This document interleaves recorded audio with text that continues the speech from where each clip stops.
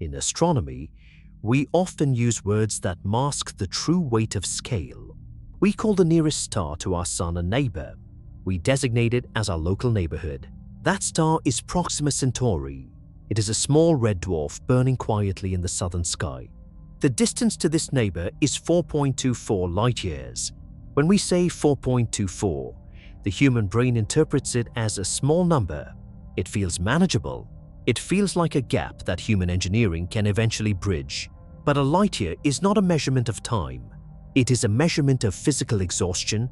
It is the distance that a photon of light can cross in one full Earth year, traveling at the absolute maximum speed permitted by the universe. To understand what this means, we must anchor our scale. Light moves at 186,000 miles per second. At this velocity, a photon could circle the Earth's equator more than 7 times in a single second. It is a speed that makes planetary distances irrelevant. When a photon leaves the surface of our Sun, it takes only 8 minutes to cross the 93 million miles to warm the Earth. It takes just over 4 hours to reach the orbit of Neptune. After one full year of continuous travel, moving so fast that time itself ceases to function normally, that photon has crossed nearly 6 trillion miles of empty vacuum. Multiply that by 4.24. The distance to our closest neighbor is roughly 25 trillion miles. There are no highways in this space. There is no friction to slow you down, but there is also no structure to give you a sense of motion. It is 25 trillion miles of near-perfect emptiness. To comprehend the physical reality of this distance, we must look at our own attempts to cross it. In September of 1977, humanity launched the Voyager 1 spacecraft. It was designed to explore the outer gas giants and then continue outward, drifting forever into the dark. Today, Voyager 1 is the most distant human-made object in existence. It took 35 years of continuous travel for Voyager 1 just to cross the heliopause, the magnetic boundary where the solar wind gives way to the true interstellar medium. Voyager 1 is currently moving away from the Sun at roughly 38,000 miles per hour. By every standard of human experience, this is an incomprehensible speed. It is more than 20 times faster than a speeding rifle bullet. If you could fly an aircraft at that speed, you would circle the entire Earth in less than 40 minutes. It is a triumph of engineering. But against the tyranny of interstellar scale, it is effectively standing still. If Voyager 1 were aimed directly at Proxima Centauri, maintaining its speed of 38,000 miles per hour, it would not arrive in a century. It would not arrive in a millennium. The crossing would take approximately 70,000 years. 70,000 years is not a mission timeline. It is a geologic epoch. 70,000 years ago, human beings were just beginning to migrate out of the African continent. The last ice age had not yet reached its peak. Entire ecosystems have evolved and vanished in the time it would take our fastest machine to reach the very nearest star. And Proxima Centauri is merely the first step. It is the absolute minimum distance required to leave our solar system. Every other star, every other habitable planet, every other destination in the 100 billion stars of the Milky Way is further away. This is the baseline of exhaustion. The universe has isolated us behind a wall of distance so vast that chemical propulsion is mathematically useless. The obvious conclusion is that we simply need a better engine. We need to build ships that make Voyager 1 look like a relic of the Stone Age. We need to push our spacecraft to 10%, 20%, or even 50% of the speed of light using fusion or antimatter, but the universe has anticipated this ambition. As we try to accelerate physical mass toward the speed of light, we do not just face an engineering problem. We crash headfirst into a fundamental law of nature. The rules of classical physics are about to change, and the cost of speed is about to become infinite. The vastness of interstellar space presents a mathematical problem, and human engineering has spent decades attempting to formulate a mechanical response. If the distance to the nearest stars is measured in trillions of miles, the obvious solution is to build a propulsion system that makes chemical rockets obsolete. We envision engines that harness the fundamental forces of the atom. We draft blueprints for nuclear pulse propulsion, where a spacecraft rides the shockwaves of controlled atomic detonations. We theorize fusion drives, mimicking the deep core of the Sun to exhaust superheated plasma.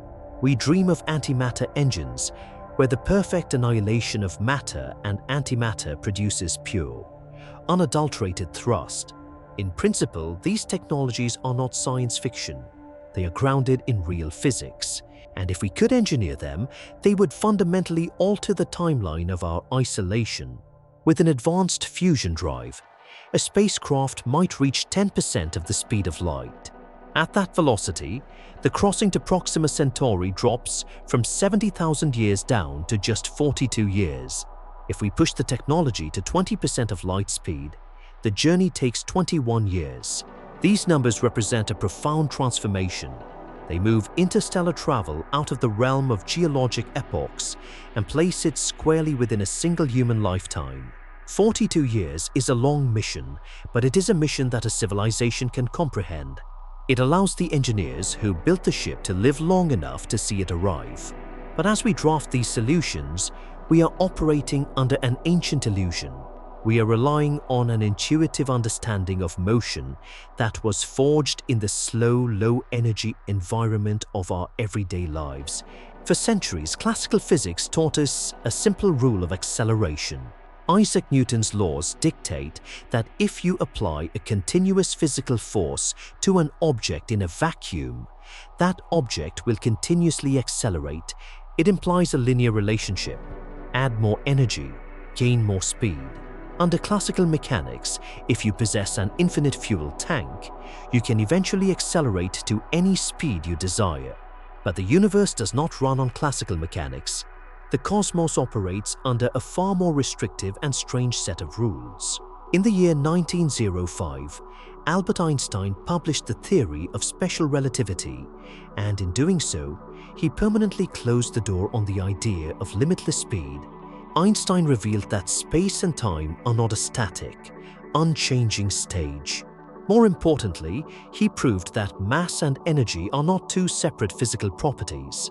They are the exact same currency, simply existing in different physical states. This equivalence is the foundation of the relativistic wall.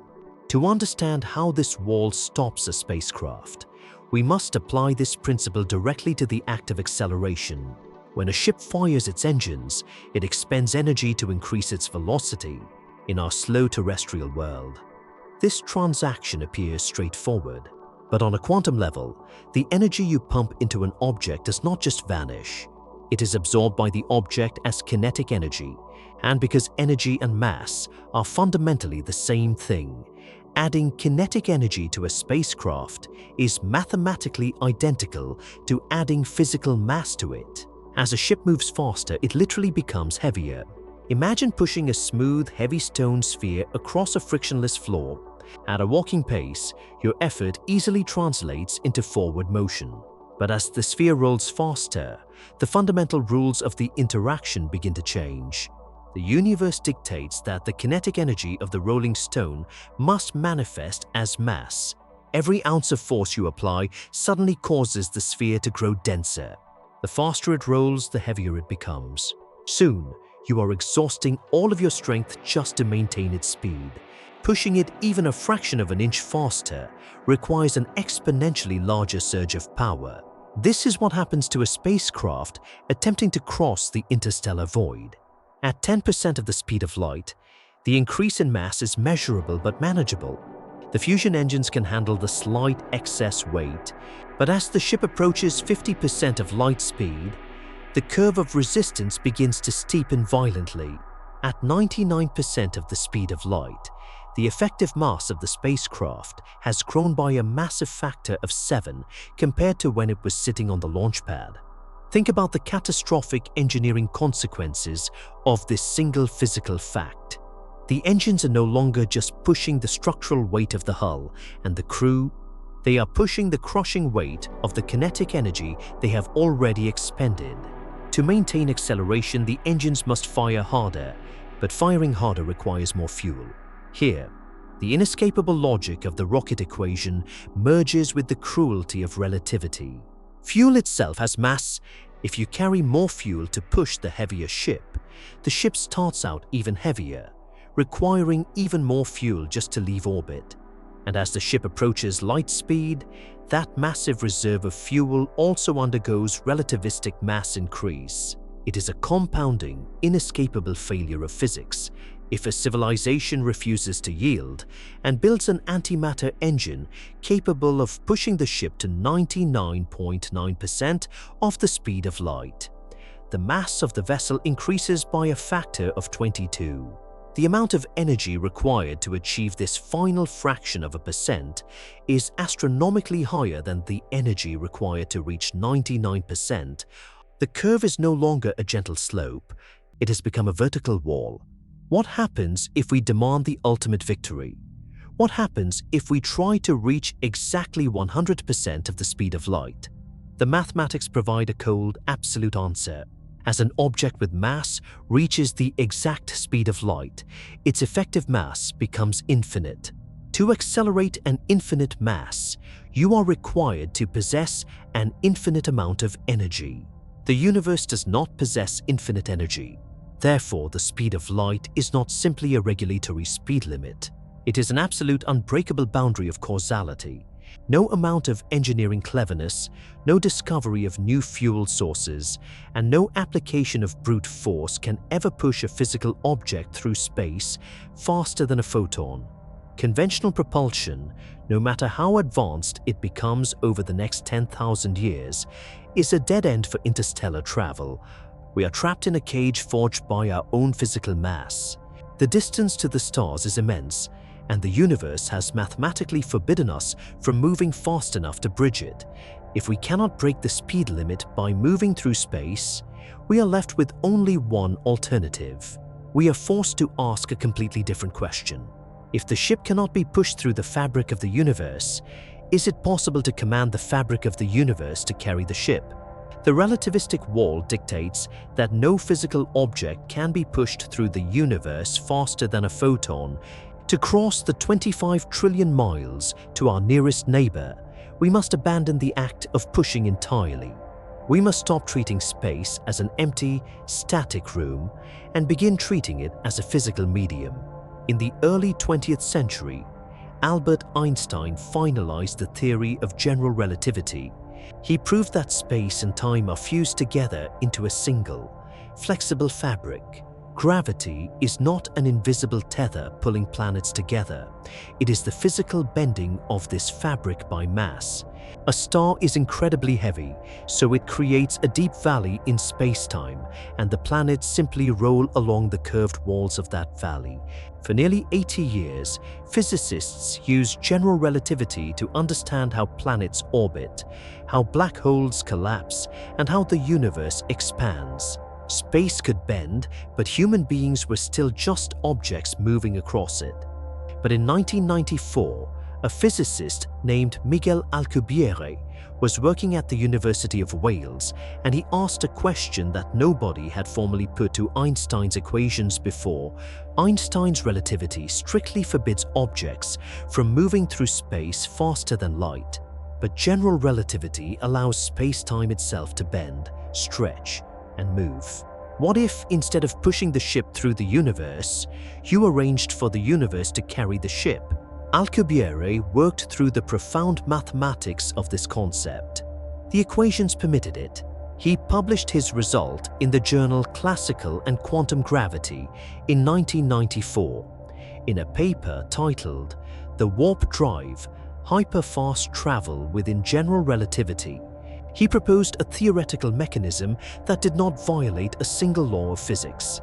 It relied on a specific, highly engineered curvature of reality. The core concept was a bubble of flat space-time surrounding the ship.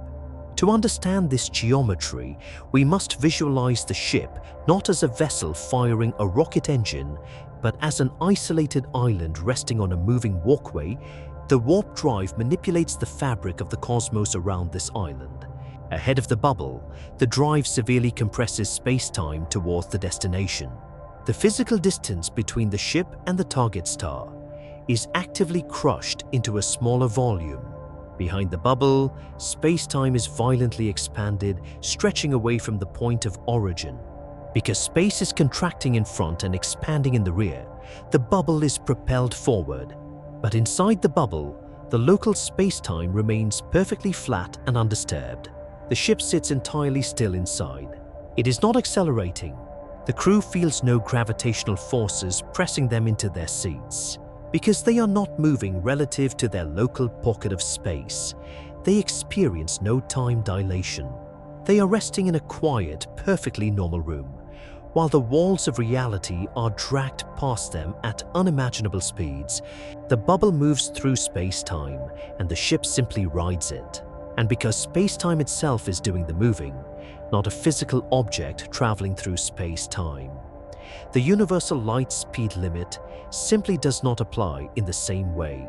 The geometric fabric of the universe is not bound by the speed of a photon. The bubble could, in principle, move faster than light, much faster. This was a profound revelation. Science fiction had made this concept look like a simple button press on a control panel. But what Miguel Alcubierre showed was that the underlying idea was not fiction. It was rigorous mathematics. When the global physics community reviewed the paper, they found no error in the equations. The math had to be consistent with everything else that was true about the universe, and it was. But general relativity is an uncompromising ledger. It allows you to warp space-time, but it demands a physical toll to create that curvature. A heavy star creates a valley in space-time through the presence of massive amounts of positive energy and matter. To create an Alcubierre bubble, you need to do the exact opposite. To push space apart, to create the violent expansion behind the ship, you need a form of anti-gravity. The equations revealed a severe requirement. To generate this specific geometry, you would need matter with a negative energy density. You would need energy that drops below the absolute zero state of an empty vacuum. Physicists refer to this as exotic matter. Exotic matter is something that has never been observed in any laboratory, anywhere on Earth. It is a theoretical substance that repels gravity rather than attracting it. We have mathematical models in quantum mechanics that suggest negative energy might exist on microscopic scales, bubbling briefly in the vacuum of space, but we have absolutely no idea how to harvest it, manufacture it, or stabilize it in any usable quantity. Even if we could somehow learn to synthesize this impossible material, the mathematics presented a second, devastating barrier. The energy requirement to warp the universe was staggering. In the original 1994 equations, to generate a bubble of flat space-time barely large enough to hold a single spacecraft, you would need an astronomical amount of negative energy. Initial estimates put it at roughly the mass energy equivalent of the planet Jupiter. Let us measure the weight of that requirement. According to the foundational equation, E equals mc squared. A tiny amount of mass contains a catastrophic amount of energy. The annihilation of a single kilogram of matter releases more power than a massive thermonuclear weapon. Now take the planet Jupiter. It is a colossal sphere of hydrogen and helium thousands of miles deep, containing more than 300 times the mass of the Earth. The Alcubierre metric required the mass of that entire planet, converted entirely into exotic negative energy, just to sustain one small room of flat space-time for a single journey. This is a requirement that borders on the absurd. A civilization could mine entire solar systems and still not possess the industrial capacity to forge a Jupiter-sized sphere of negative mass. The laws of physics permitted the warp drive, but the cost of the ticket appeared to be universally unaffordable. For most people reading the headlines, this is where the science fiction version of the story usually stops. The warp drive is declared mathematically possible but practically dead. A beautiful equation buried under the weight of an impossible fuel source. But mathematics is not a static discipline. The energy requirement of a Jupiter-sized mass was not a fixed physical minimum of the universe. It was merely a consequence of the specific geometric shape that Miguel Alcubierre happened to choose for his initial proof, if you change the geometry of the bubble, you change the number. And over the next 3 decades, a quiet revolution began to reshape the boundaries of the warp drive, pushing the impossible steadily toward the edge of reality. When the Alcibiade metric was first published, it appeared to be a brilliant mathematical dead end. The requirement of a Jupiter-sized sphere of negative energy seemed to place the warp drive permanently outside the realm of physical reality. But in theoretical physics, an equation is not a single, rigid architecture. It is a landscape. The astronomical energy requirement was not a fixed physical minimum dictated by the universe. It was a direct consequence of the specific geometric shape that Miguel Alcubierre had chosen for his initial proof. The geometry of the bubble dictated the energy cost.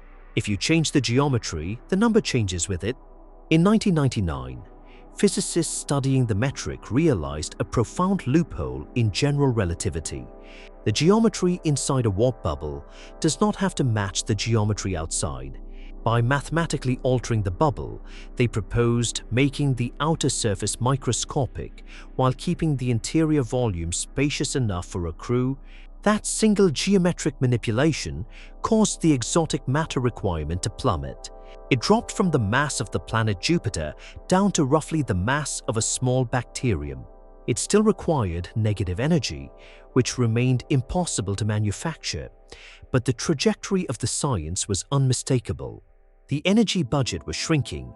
In 2011, a researcher named Harold White at NASA's Eagleworks laboratory changed the geometry even further. Instead of a thin spherical bubble, he modeled a toroidal shell, a shape resembling a thick ring or a donut, with an oscillating gravitational intensity. His calculations reduced the exotic matter requirement to mere hundreds of kilograms. Within 2 decades, the warp drive had evolved from a cosmic absurdity into an engineering absurdity. The math was refining itself, but the fundamental poison pill remained. Every single design still required negative energy. For 30 years, the entire field of advanced propulsion was completely obsessed with superluminal designs. The scientific community chased faster-than-light metrics because breaking the speed of light was assumed to be the entire point of a warp drive. But in 2021, 2 researchers named Alexei Bobrik and Johnny Martyr published a framework that reorganized the entire discipline. They stepped back and mathematically mapped the full design space of every warp drive ever proposed. They demonstrated that every warp bubble fundamentally relies on the exact same 3-region structure. First, there is the outer region of normal, flat space-time. Second, there is the inner region of flat space-time, the calm eye of the storm where the crew lives and operates. And third, doing all the physical work between them, is the transition shell. By mapping this architecture, Bobrik and Martyr found vast territories of physics that no previous paper had bothered to explore. The most important of these territories was the subliminal warp bubble. A subliminal bubble is a warp drive that strictly obeys the universal speed limit. It moves through space-time slower than light. Bobrik and Martyr pointed out that because subliminal bubbles do not violate the speed of causality, they might satisfy the energy conditions of the universe that exotic matter normally violates. They theorized that a warp drive could potentially be built using no negative energy at all. And even moving slower than light, a subliminal bubble would still be an unprecedented transformation in human capability. A warp ship traveling at 90% of light speed would cross our entire solar system in a matter of hours and reach Proxima Centauri in roughly 5 years, all while transmitting absolutely zero physical G-forces to the fragile human crew resting inside the flat space-time of the passenger cabin. This theoretical groundwork set the stage for a historic mathematical victory. In April of 2024, a team of researchers known as the Applied Physics Group published a landmark paper in the journal Classical and Quantum Gravity. The paper was titled Constant Velocity, Physical Warp Drive Solution. The authors presented a warp drive design that satisfied every classical energy condition of the universe. It satisfied the weak energy condition, the null energy condition, the dominant energy condition, and the strong energy condition. There was no exotic matter anywhere in the structure. There was no negative energy. The transition shell was constructed using only ordinary baryonic matter, the exact same physical stuff that makes up stars, planets, and human beings, arranged in incredibly dense and precise gravitational configurations. The mathematics was rigorous. The physics community acknowledged the result. The barrier of negative energy had finally been broken. But this triumph carried a severe caveat that most popular headlines completely missed. This physical warp drive design is explicitly subliminal. It does not break the speed of light. It does not fold the galaxy, and it does not allow us to reach Proxima Centauri in days. What it does is prove a profound truth about reality. Warped space-times do not inherently require impossible physics, at least below the speed of light. It proves that the universe permits the warp drive to exist. We now have a mathematical blueprint for a ship that rides the fabric of reality using ordinary mass. The door to interstellar travel has been forced open by the equations, but peering through that door immediately reveals the next layer of the universe's defense. Even a perfect, fully engineered subliminal warp bubble does not eliminate the interstellar crossing. It merely speeds it up. The 25 trillion miles to Proxima Centauri remain exactly 25 trillion miles. The bubble still has to physically traverse every single inch of that space. And as the transition shell accelerates toward 99% of the speed of light, it is about to discover that the freezing void between the stars is not truly empty. A new violent friction is waiting in the dark. The mathematics of a subluminal warp drive prove that a physical ship can theoretically ride the fabric of space without violating the energy conditions of the universe. We have a blueprint for the engine, but an engine is only part of the equation. A warp drive is not a wormhole. It does not fold the universe so that two distant points suddenly become adjacent. A wormhole relies on an entirely different architecture of theoretical physics. A warp drive simply moves a bubble of space-time through the existing geometry of the cosmos. This distinction is critical because it means the physical space between the stars must still be crossed. The ship must physically traverse every cubic meter of the interstellar void, and this introduces a mechanical problem that theoretical equations often abstract away.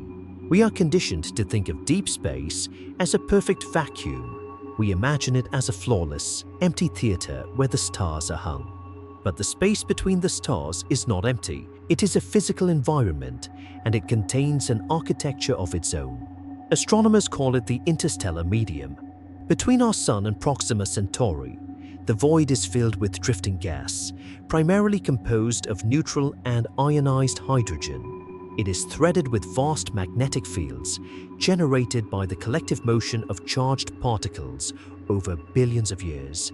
It is continuously bombarded by cosmic rays, high-energy particles accelerated outward by the violent collapse of supernovae and the spinning jets of black holes. To understand the physical toll this environment extracts, we must measure its density. Take a deep breath. The air filling your lungs right now is incredibly dense. A single cubic centimeter of the atmosphere on Earth contains roughly 25 quintillion molecules. In stark contrast, a cubic centimeter of the interstellar medium contains, on average, exactly one single atom. Statistically, it is as close to a perfect vacuum as the human mind can comprehend. It sounds trivially sparse.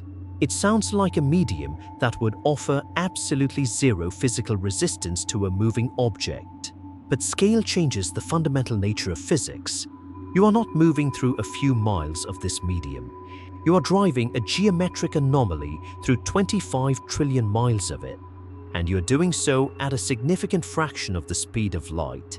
When a subliminal warp bubble travels at 99% of light speed, the transition shell forming the front wall of the bubble acts like a plow. It is slamming into that single atom per cubic centimeter billions of times every fraction of a second. At relativistic speeds, the kinetic energy of a simple hydrogen atom becomes a violent localized event. The numbers accumulate. The bubble's highly tuned geometric curvature is forced to interact with the surrounding interstellar gas and dust. As the leading edge of the warp field strikes these particles, it produces intense electromagnetic effects. The ionized gas creates a drag on the structure of the bubble, pushing back against the space-time curvature that the engines are fighting to maintain. The transition shell must be engineered to withstand this continuous bombardment. It must manage the extreme temperature differentials. The side of the shell facing the direction of travel interacts fiercely with the interstellar gas and radiation, generating immense heat. Meanwhile, the side trailing behind faces the thermal zero of deep space. The shell must maintain its exact geometric configuration, resisting both the internal gravitational stresses of its own space-time curvature and the external friction of the galaxy for years at a time, and it must do all of this flawlessly, with absolutely no possibility of major repair or maintenance during the crossing. The interstellar medium does not vanish simply because humanity designed a clever geometric engine. The atoms are there, the magnetic fields are there, the friction is real, and it must be accounted for in the structural integrity of the ship. For a subliminal warp drive, this friction represents a severe engineering challenge. It is a hurdle of material science and power generation. But what happens if a civilization becomes impatient? What happens if they decide to ignore the speed limit entirely, attempting to force the warp bubble to travel faster than light? When a bubble pushes past the boundary of light speed, the physics of the leading edge change completely.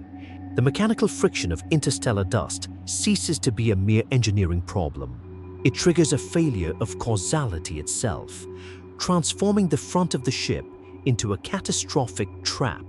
The mechanical friction of the interstellar medium is a severe engineering challenge for a ship traveling just below the speed of light. But what happens if a civilization refuses to accept the speed limit? What happens if they attempt to force the warp bubble to move faster than a photon? When a warp bubble moves faster than light, it creates a mathematical anomaly at its leading edge known as a causal horizon. A causal horizon is a strict boundary in space-time, across which information cannot propagate in a given direction. You are likely already familiar with the most extreme version of this boundary in astrophysics. It is the event horizon of a black hole. At the edge of a black hole, space-time is falling inward faster than light can propagate outward.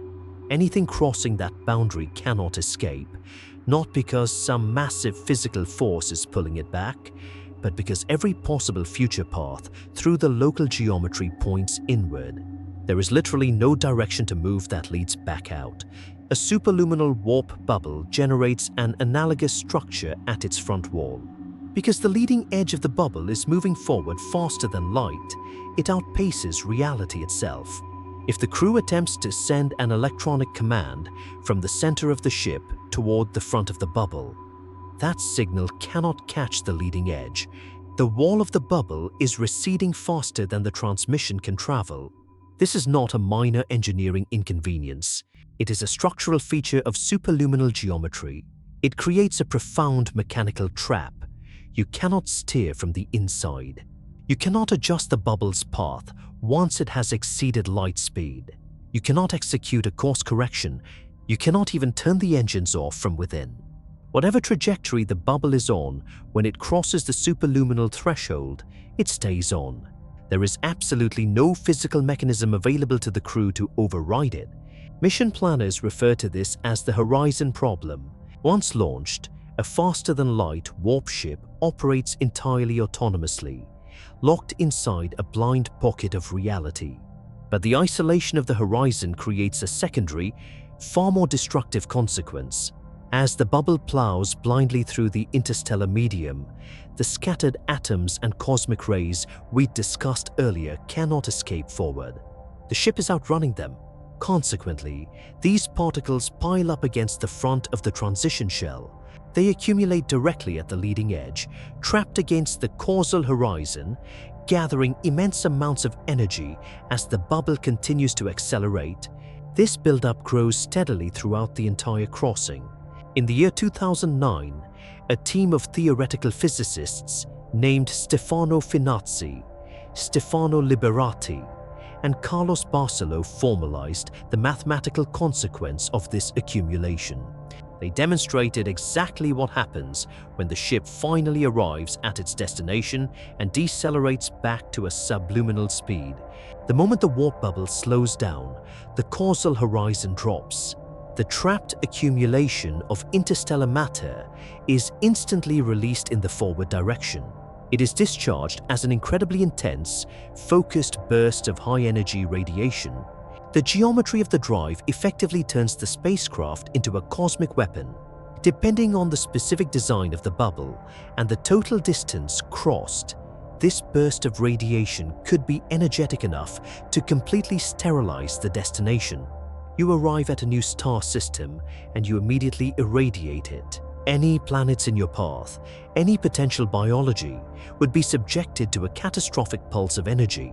And the cruelest aspect of this physics is that you cannot warn anyone ahead of time that you are coming. Your radio signals cannot outrun the bubble. You cannot transmit a warning that you are slowing down, because the leading horizon traps every signal you attempt to produce. This is not a theoretical hazard that better shielding on the destination end could fix. It is a direct consequence of the geometry of superluminal travel.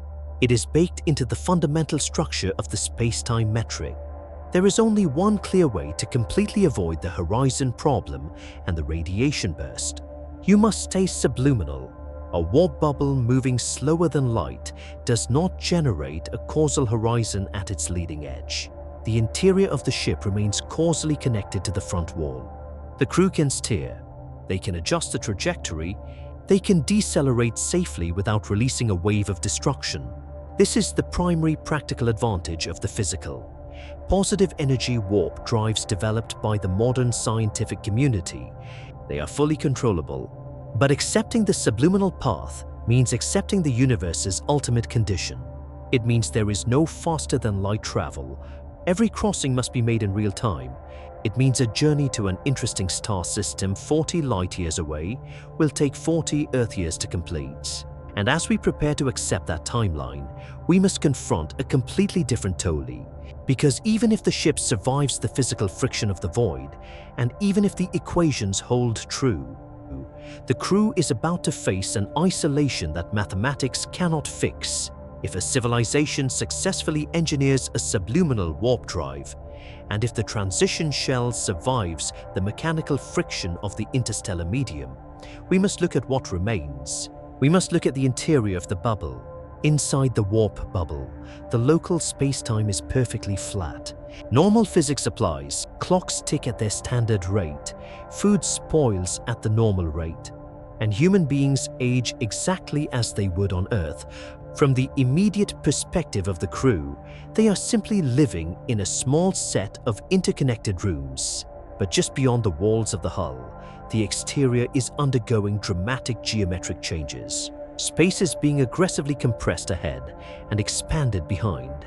The transition shell is maintaining a structured curvature that would feel extraordinarily strange to any outside observer. This dichotomy between the normal interior and the warped exterior introduces a profound operational problem. It is a problem that no amount of advanced propulsion can solve. It involves communication. To talk to Earth, the crew must use radio signals. Radio signals are a form of electromagnetic radiation, which means they are bound by the absolute laws of standard physics. They travel through space at exactly the speed of light. Because a subluminal warp bubble is moving slower than light, radio signals transmitted from Earth can eventually catch the ship, but they cannot do so instantaneously. As the bubble moves farther away, the communication delay grows. Imagine the ship is halfway to Proxima Centauri, roughly 2 light-years into the crossing. If a mission control on Earth sends a routine message, that message must physically travel across 2 light-years of empty space. It will take 2 full Earth years for that signal to hit the ship's receivers. The communication delay is not a matter of hours or days. It is measured in years. If a critical system fails on the ship, or if a medical emergency arises, the crew cannot call for help and expect a response in any useful time frame. Earth can send a message, and the crew will receive it years later. The crew can send a distress signal, and Earth will receive it years later. By the time humanity knows something has gone wrong in the dark, the situation is long past the point where anyone on Earth could do anything about it. Warp drive reduces the total travel time dramatically, but it does not change the fundamental physics of signal propagation. Crossing times of years produce communication delays of years. The isolation is built directly into the distance. To grasp the true weight of this isolation, we must acknowledge a biological limitation of the human brain. Human beings are very good at abstract mathematics. We can hear a number like 4.24 light-years and nod our heads as if we have processed it. We have not. No one has. Our biological machinery was simply not calibrated to comprehend interstellar space. We evolved to navigate a terrestrial savanna. We evolved to estimate distances across a river valley and to judge the speed of a running animal at a few hundred feet. Our deepest intuitions about scale were forged in a world that is roughly the size of a single continent. We can do the mathematics of space on a chalkboard, but we cannot physically feel it. The psychological weight of an interstellar crossing is entirely without precedent. We can look at our current space programs for context, but the comparison quickly falls apart. The International Space Station has hosted human beings continuously since the year 2000. Astronauts spend months at a time aboard it, and they report strong emotions regarding isolation and confinement. But the space station is in low Earth orbit, roughly 250 miles up. Radio contact with the ground is essentially instantaneous. If a catastrophic failure occurs, re-entry to the Earth takes only a matter of hours. An emergency can be resolved within days. An interstellar warp crossing offers none of these safety nets. The crew cannot return quickly. They cannot contact home. They are sealed in a small set of rooms with the same people, the same routines, and the same walls for years on end. Now consider what happens when they finally arrive.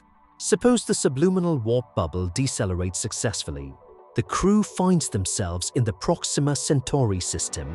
They explore the local space, they assess the rocky planets, and they record their scientific findings. They package this data and transmit it back home. That transmission takes 4 years to reach Earth. Scientists on Earth receive the data, analyze it, and draft a response with new instructions and questions. They transmit the reply. That response takes 4 years to arrive at Proxima Centauri. The round-trip communication delay is 8 years. From the moment the crew asks a question to the moment they get an answer from Earth, 8 years have passed. Any decision that requires consultation with the home planet has an 8-year cycle time. Any emergency that requires external expertise has an 8-year response window. This dynamic enforces a radical autonomy on interstellar missions. The people standing in the Proxima Centauri system are entirely on their own. The home civilization they are talking to is perpetually 8 years behind on events. This is not a failure of engineering. It is not because we haven't built a powerful enough transmitter. It is because light only moves at one speed, and nothing known to classical physics moves faster. The crew at Proxima operates with the information they brought with them, updated only by whatever they discover locally, and punctuated by occasional long-delayed messages from a world they left years ago. It is a fundamentally different relationship to civilization, defined by distance in a way that distance on Earth never produces. We are forced to ask a deeper question about this universal strictness. Why is the speed of light so heavily policed by the cosmos? Why does the universe enforce this absolute delay on information? The answer suggests that the speed limit is not just a rule about velocity. It is a defense mechanism. The universe enforces communication delays to protect the most fragile and important architecture of reality. If we could transmit information instantly across the void, we would not just be breaking the speed limit, we would be threatening the logical structure of time itself. The isolation of an interstellar crew is absolute, dictated by an 8-year delay in communication. But this delay forces us to confront a much deeper question about the architecture of reality. Why does the universe strictly enforce this limit? Why is the speed of light the absolute maximum velocity for a radio wave, a photon, or a spacecraft?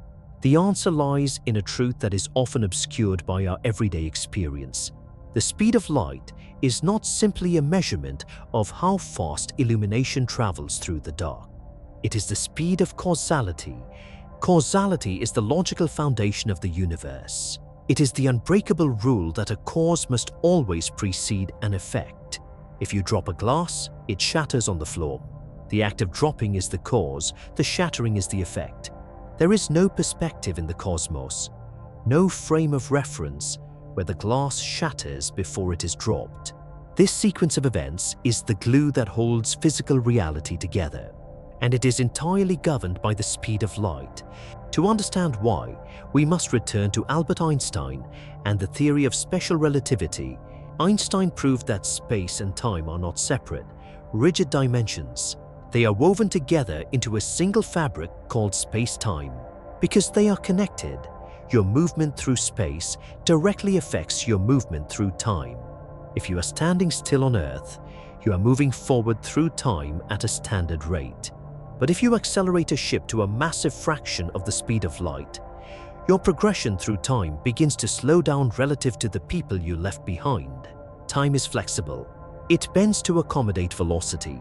But this flexibility has a strict mathematical boundary.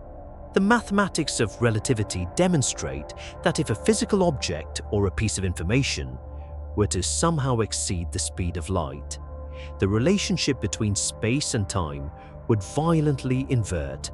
If information can travel faster than light, it can also, under certain combinations of motion, travel backward in time. This is not a dramatic concept borrowed from cinematic time travel. It is a rigorous mechanical consequence of the geometry of space-time. Imagine a civilization that has successfully built a superluminal warp drive. They launch a ship from Earth to Proxima Centauri at 10 times the speed of light. The ship crosses the distance in just a few months. From the perspective of the crew, they simply traveled very fast. But the universe does not share a single universal clock. Different observers experience time differently depending on their relative speeds. If a third observer were moving through the galaxy at a high fraction of the speed of light relative to Earth and the ship, the mathematical distortion of their time frame would create a terrifying visual reality. Because the warp ship exceeded the speed of causality, the high-speed observer would mathematically detect the ship arriving at Proxima Centauri before they detected the launch sequence on Earth. They would witness the effect before the cause. The order of events in the universe would become completely ambiguous. This inversion creates what theoretical physicists call causality paradoxes. Let us carry this thought experiment to its logical and destructive conclusion. Suppose the superluminal ship arrives at Proxima Centauri and immediately encounters a catastrophic failure. The crew uses a superluminal radio transmitter to send an instant distress signal back to Earth, asking Mission Control to abort the launch. Because the signal is traveling faster than light and navigating through the shifted timeframes of relativity, the mathematics allow for a scenario where the distress signal arrives on Earth before the ship was ever launched. Mission Control receives the warning. They cancel the launch. The ship never leaves Earth. But if the ship never left Earth, who sent the distress signal from Proxima Centauri? And if no signal was sent, then Mission Control would not cancel the launch, meaning the ship would depart, encounter the failure, and send the signal. The logic of reality collapses into a closed loop of contradictions. If you can send information backward in time, you can change the past. And if you can change the past, then the very chain of causation that led to your action is destroyed. The logical structure of the universe breaks down. This is why physicists are profoundly cautious about the concept of superluminal warp drives. The universe is a system of flawless mathematical consistency. It does not tolerate logical paradoxes. Therefore, the universe must possess a mechanism to prevent them from occurring. In the year 1992, the theoretical physicist Stephen Hawking proposed exactly such a mechanism. He called it the chronology protection conjecture. Hawking suggested that the laws of physics inherently conspire to prevent closed time-like curves. A closed time-like curve is the mathematical term for a path through space-time that loops back to its own starting point, allowing for time travel. The conjecture proposes that whenever a geometry of space-time attempts to form a closed loop, the underlying quantum mechanics of the vacuum will intervene. Remember the virtual particles that constantly bubble in and out of existence in empty space? Hawking and other physicists theorized that if a superluminal warp bubble or a traversable wormhole were to form, these microscopic quantum fluctuations would become trapped in the time loop. They would circulate through the loop endlessly, accumulating infinite energy in a fraction of a second. The resulting burst of quantum radiation would instantly destroy the warp bubble or collapse the wormhole before it could ever be used. The universe effectively uses the quantum vacuum to enforce the speed limit. It actively defends its own chronological integrity. Hawking's conjecture has not been rigorously proven because we do not yet possess a complete theory of quantum gravity. It remains a reasonable expectation based on how physics behaves, rather than a demonstrated mathematical theorem. But it represents the consensus of the professional physics community. Superluminal warp drive, if it ever becomes theoretically achievable on an engineering blueprint, will likely run into chronology protection as a hard, physical limit. The universe might simply refuse to allow it in ways that our current macroscopic physics cannot fully predict. This is the ultimate dimension of the interstellar distance problem. It is a problem that the engineering approach can never solve. You can improve the exotic matter requirements of a subliminal drive. You can engineer heat shields to survive the friction of interstellar dust. But you cannot reason your way around the fundamental structure of causality. If causality protection is a real and active property of the cosmos, then faster-than-light travel is not merely difficult. It is forbidden in the deepest possible sense. It is forbidden not by an arbitrary speed limit, but by the logical self-consistency of the universe. We are confined to subliminal speeds, not because we lack the technology, but because moving faster would unravel the sequence of cause and effect that allows reality to exist. The distance remains, it always remains, and the physics we understand is telling us, with absolute clarity, that crossing this distance is going to be one of the hardest things our species has ever attempted. It humbles every timeline, and it breaks every promise of a smaller galaxy. But acknowledging this hard truth is the only way to genuinely look at the stars. If we cannot break the speed of light, then we must look at the silence of the night sky and ask a chilling question. If distance is the ultimate barrier, is that why we appear to be so completely alone? In the year 1950, a physicist named Enrico Fermi sat down for lunch with his colleagues at the Los Alamos National Laboratory. During a casual conversation about the age of the cosmos and extraterrestrial life, Fermi asked a question that was so simple and yet so profoundly devastating that it has never been satisfactorily answered. He asked, "Where is everyone?" To understand the immense weight of this question, we must look at the raw timeline of our universe. The Milky Way galaxy is roughly 13 billion years old. Our own sun is a latecomer, forming only 4.5 billion years ago. This means that stars capable of supporting complex chemistry on orbiting rocky planets have existed for billions of years before our solar system even coalesced from the dust. Billions of years is a time frame that defies biological comprehension. To put it in perspective, Human civilization, from the invention of agriculture to the launch of the Voyager spacecraft, has occurred in less than 12,000 years. If a technological civilization had arisen on a distant world just a billion years before us, they would possess a billion-year head start on the physics of propulsion, and mathematics dictates a terrifying reality about deep time.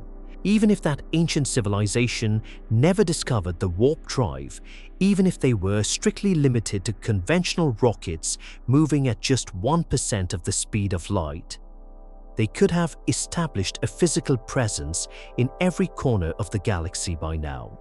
A slow, methodical expansion, hopping from star to star over millions of years, is entirely possible within the time frame the universe has provided. Therefore, the night sky should not be dark. The galaxy should be completely saturated with evidence of engineering. We should see the thermal signatures of Dyson spheres, massive structures built to harvest the total energy output of captured stars. We should detect the massive exhaust trails of fusion engines or the rhythmic pulsing of artificial radio signals spanning across thousands of colonized star systems. But when we point our most sensitive radio telescopes into the void, we hear nothing. When we scan the infrared spectrum for the heat of alien industry, we see nothing. The silence of the universe is absolute, and it is deafening. This contradiction is known as the Fermi paradox, and as we confront the brutal physics of the interstellar medium and the impenetrable wall of chronology protection, one of the most sobering answers to this paradox begins to emerge. The distance between stars is not merely a physical gap, it is a filter. In evolutionary biology, a filter is a threshold that a species must cross to survive. The universe possesses many filters. The transition from single-celled life to complex organisms is a filter. The invention of atomic power without triggering self-destruction is a filter. But the great filter, the ultimate barrier that perhaps no civilization ever successfully crosses, might simply be the sheer, unyielding geometry of space itself. Interstellar travel is not just hard for humanity, it may be hard for everyone. The exact same physics applies everywhere in this galaxy.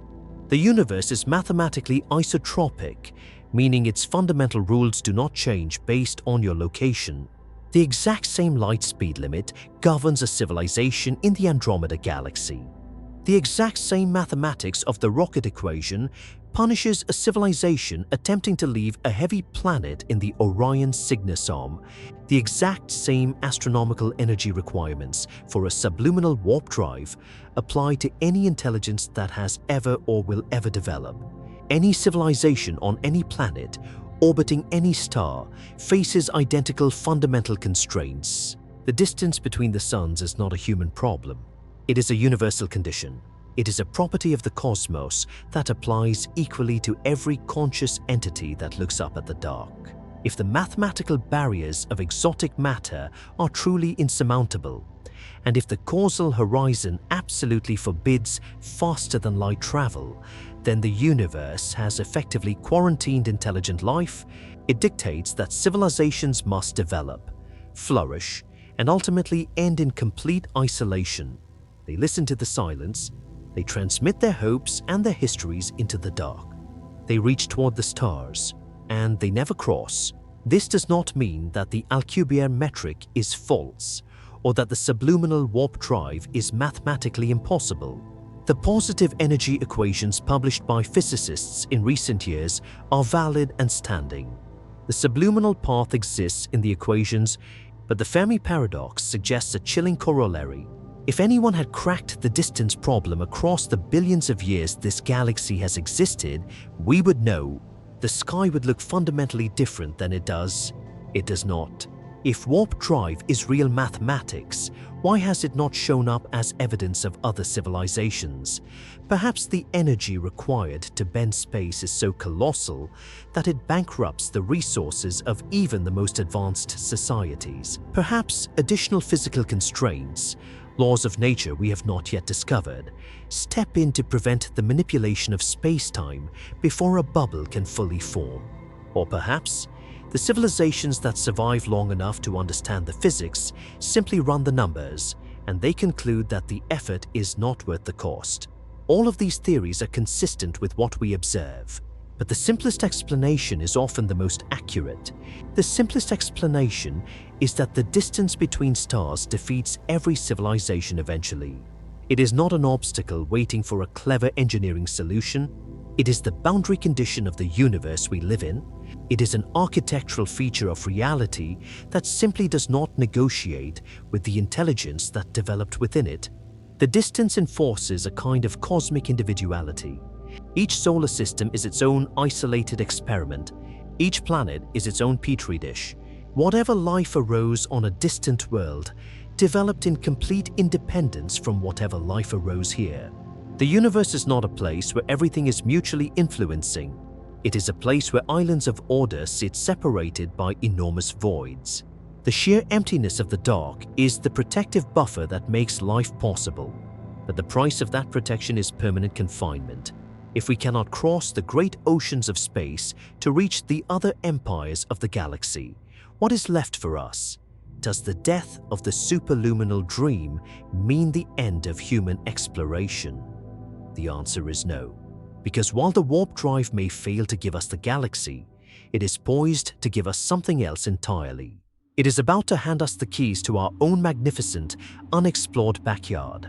When we evaluate the warp drive solely as a mechanism for crossing the interstellar void, the mathematical reality feels like a profound defeat. We look at the requirement of a 40-year crossing to the nearest habitable exoplanets, and we see a failure of engineering. But this perspective is a symptom of our own astronomical arrogance. We have spent decades obsessing over the distant stars, while fundamentally misunderstanding the immense scale and potential of the territory we already occupy. The failure of the warp drive to eliminate interstellar distance does not diminish its true mechanical triumph. If human engineers successfully construct a subliminal warp bubble, they may not give us the galaxy, but they will give us absolute dominion over our own solar system. To understand this paradigm shift, we must look at how we currently navigate our local space. Right now, using conventional chemical rockets, a mission to Mars requires 6 to 9 months of transit time, depending entirely on the orbital alignment of the two planets. A mission to Jupiter takes years.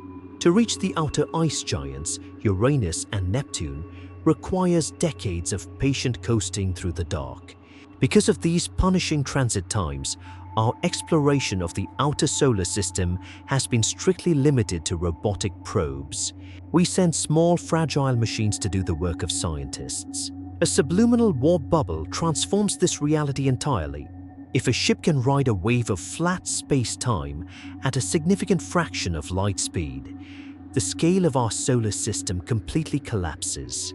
A journey to Mars no longer takes 6 months. It takes minutes. The entire architecture of interplanetary exploration shifts from generational planning to routine transit.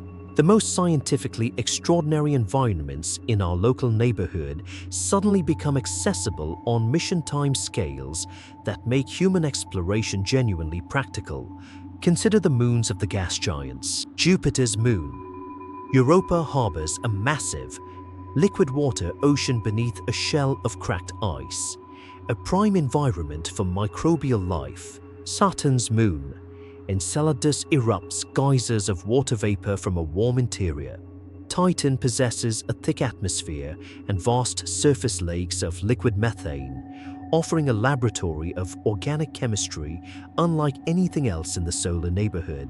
Currently, these worlds are reachable only by multi-billion-dollar robotic missions that take up to 15 years from launch to data retrieval. With the subliminal warp drive, you could send a team of human researchers to the surface of Europa and bring them safely back to Earth within the span of a single season. You could maintain a permanent, rotating scientific presence on multiple moons simultaneously. Humanity could respond to new biological or geological discoveries in real time. Rather than waiting a decade for a probe to slowly maneuver into orbit, this alone would be an enormous achievement for our species. It would elevate us from a planetary species to a true solar system civilization in a way we currently are not. But the boundaries of our solar system extend far beyond the orbit of Neptune. The gravitational influence of our Sun reaches out into the dark for roughly 100,000 astronomical units. An astronomical unit is the average distance from the Earth to the Sun, approximately 93 million miles. Out to about 50 astronomical units lies the Kuiper Belt, a frozen ring containing hundreds of thousands of icy bodies, including dwarf planets like Pluto. Beyond that is the scattered disk, and extending outward to nearly 1.5 light-years is the Oort cloud, an enormous spherical shell containing trillions of dormant comet nuclei. All of this territory is technically within our solar system, and in principle, all of it becomes reachable territory with the advent of subluminal warp propulsion. Missions to the inner edge of the Oort cloud would take a matter of hours. Expeditions to its freezing outer limits would take merely days. The solar system, properly explored and mapped, contains more worlds, more resources, and more complex chemistry than humanity has had the opportunity to seriously investigate. Before we spend centuries mourning our inability to easily reach a star 4 light-years away, we must recognize that our local environment offers more than enough territory to occupy a thriving civilization for thousands of years. This is not a concession to defeat. It is a necessary recalibration of proportion. The interstellar ambition is real, and it is absolutely worth pursuing. The equations of space-time will continue to be refined by theoretical physicists, but the immediate and most profound payoff of warp drive technology is right here. It is not found in the skies of Proxima Centauri. It is found in the deep ice of the outer solar system that we have barely touched. We can accept the strict boundaries of the universe while still mastering the domain we were given. But as we look out at the endless stretch of the Milky Way, knowing the absolute limits of our speed and the inescapable friction of time, we must finally make peace with the ultimate truth of our existence in the dark. The stars will wait. They always have. For billions of years, the galaxy has been assembling itself, separated by enormous voids that protect the fragile geometry of life. We look up at those distant points of light and feel the ancient biological urge to cross the horizon. But the horizon of the cosmos is not a terrestrial ocean. It is a strictly governed architecture of space and time. The mathematics of the warp drive, in its most rigorous subluminal form, is a beautiful testament to human intellect. It proves that we can comprehend the mechanics of the cage we are born into, but understanding the cage does not make the iron bars disappear. The 25 trillion miles to our nearest neighbor is not an obstacle placed there by accident. It is a foundational feature of this universe. It is settled into the structure of reality exactly the way gravity is settled into mass. It does not yield to our ambition. It does not shrink because a civilization wishes it to be different. The honest conversation about reaching the stars must start exactly here. It does not begin with the spacecraft. It does not begin with the elegant equations of curved space-time. It begins with the distance. The distance is the absolute condition that every piece of engineering is a response to, and every honest response, no matter how mathematically brilliant, still has to physically cross it. Mile by mile, year by year, one crossing at a time. The calculations are flawless. The universe is infinitely patient, and the space between the suns will be exactly as vast as it is today on the day we finally find a way to cross it. If we find the way. Until then, the distance remains the ultimate physical toll. It is the inescapable price of living in a universe where stars are permitted to exist at all. The cosmos does not negotiate, and the freezing void between the worlds is its most patient argument. The universe has already delivered its verdict. We cannot break the speed of light. We cannot fold the fabric of space. The distance to the stars is an absolute physical wall, and it will not yield to human ambition. If we cannot defeat the distance by moving faster, we are left with only one alternative. We must surrender to time. Throughout our history, we have built machines designed to conquer physical space. But to cross the interstellar void, we must build something entirely different. We must engineer a machine designed to survive the brutal decay of centuries. A generation ship is not a vehicle of exploration. It is an artificial planet, severed from its star. It requires an absolute mastery of thermodynamics, a flawless closed ecological loop, and a biological sacrifice that defies human intuition. Tonight, we examine the physics of eternity. We will explore what it takes to keep a fragile spark of civilization alive in the freezing vacuum, not for years or decades, but for millennia. We will look inside the ultimate vessel of human patience and ask what happens to the generations who are born in the dark, destined to die in the dark, holding the line for a destination they will never see.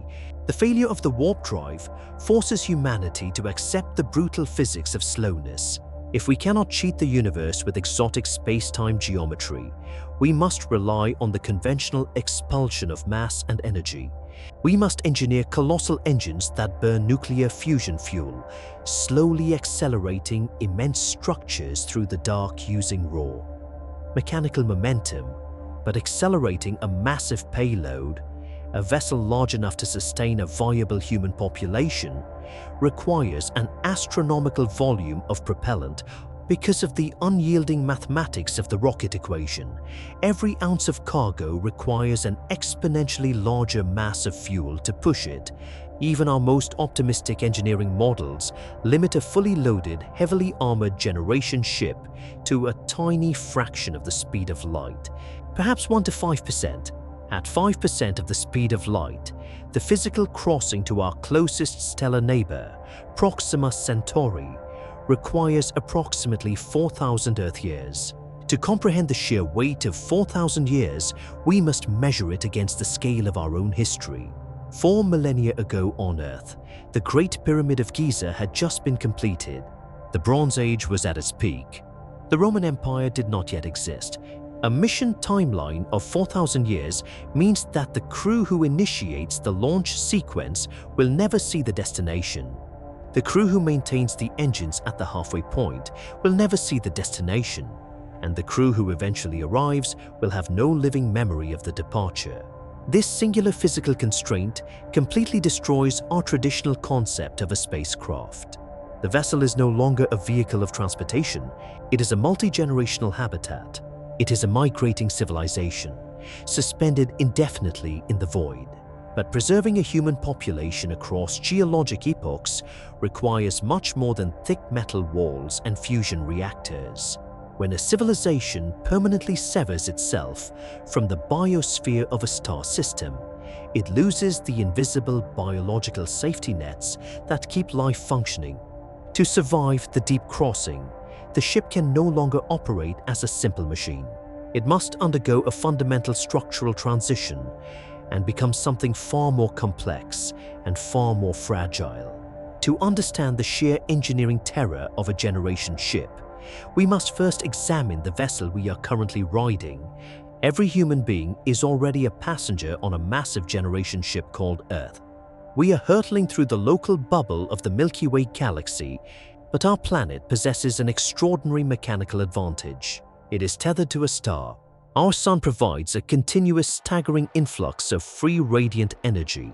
This solar energy evaporates the oceans, drives the global weather systems, and fuels the photosynthesis of immense terrestrial forests.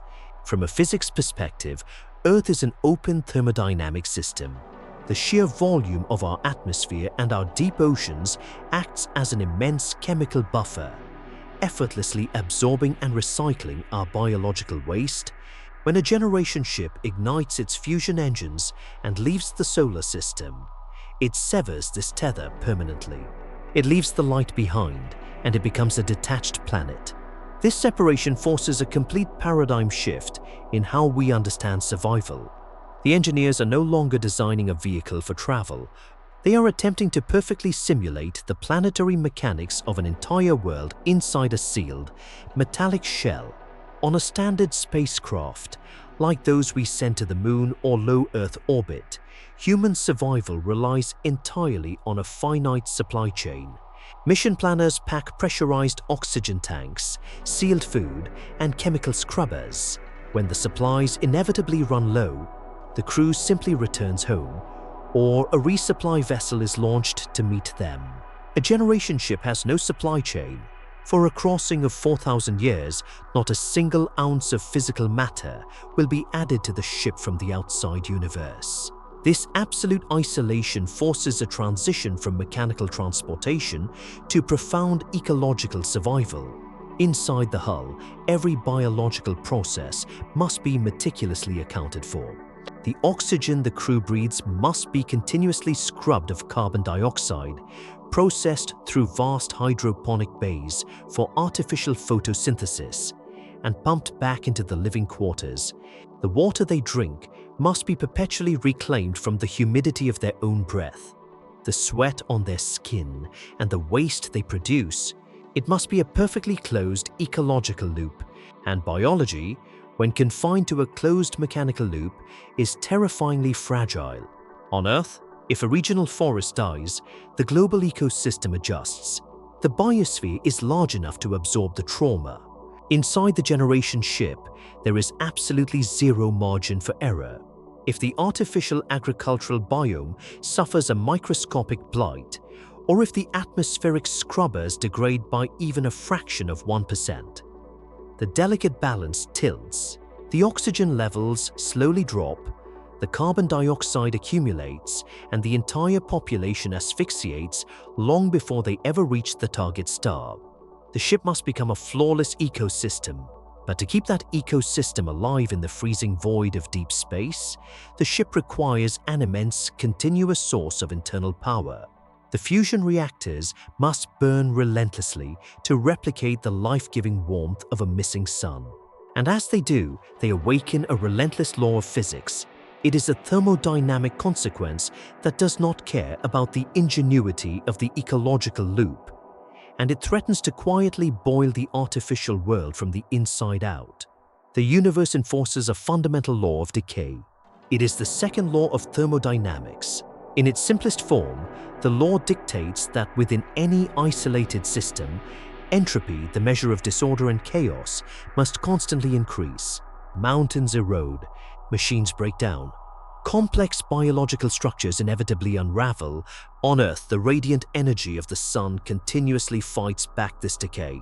But a generation ship is a brutally closed system, a sealed metallic vault drifting through absolute isolation.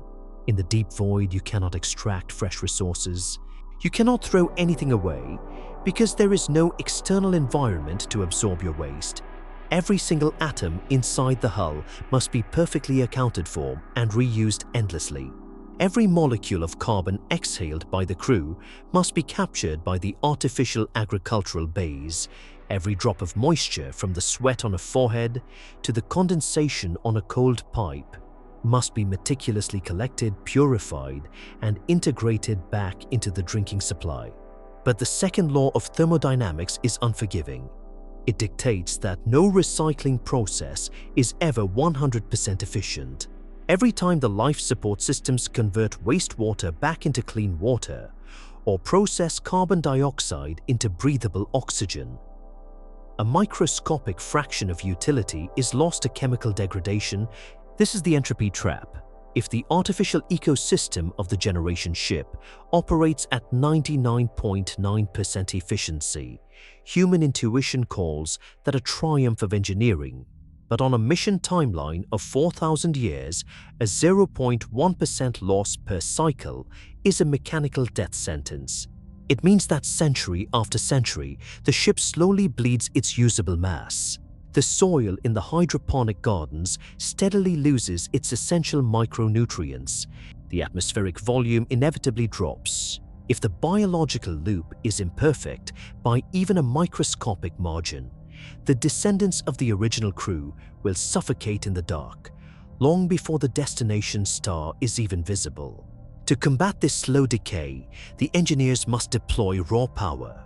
They must use the colossal output of the ship's internal fusion reactors to forcibly reassemble degrading molecules, violently pushing back against the rising tide of entropy, but using atomic fire to sustain an ecosystem inside a sealed metal box creates a terrifying secondary consequence.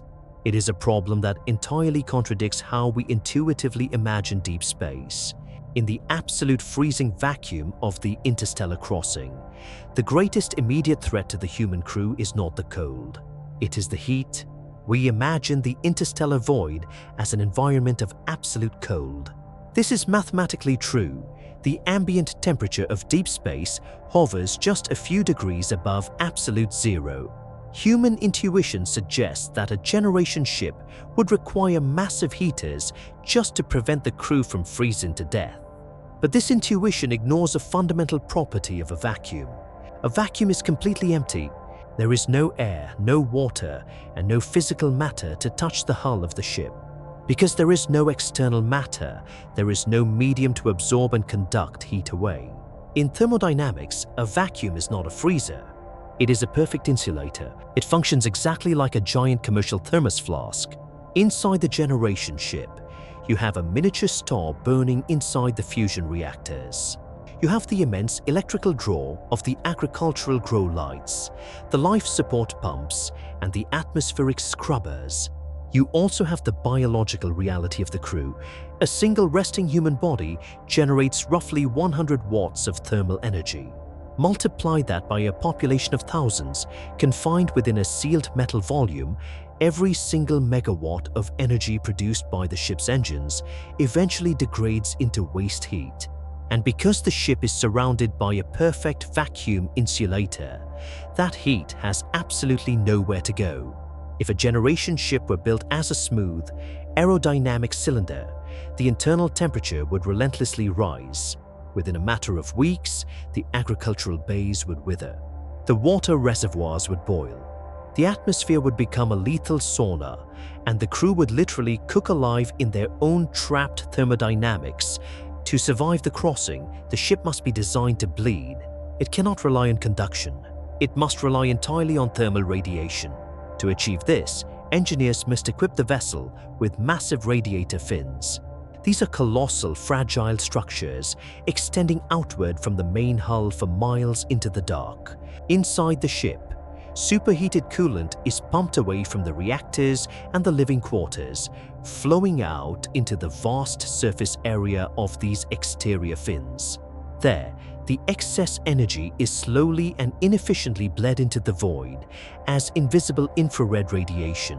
If you could view a generation ship coasting through the dark in the infrared spectrum, it would not look like a cold metal box.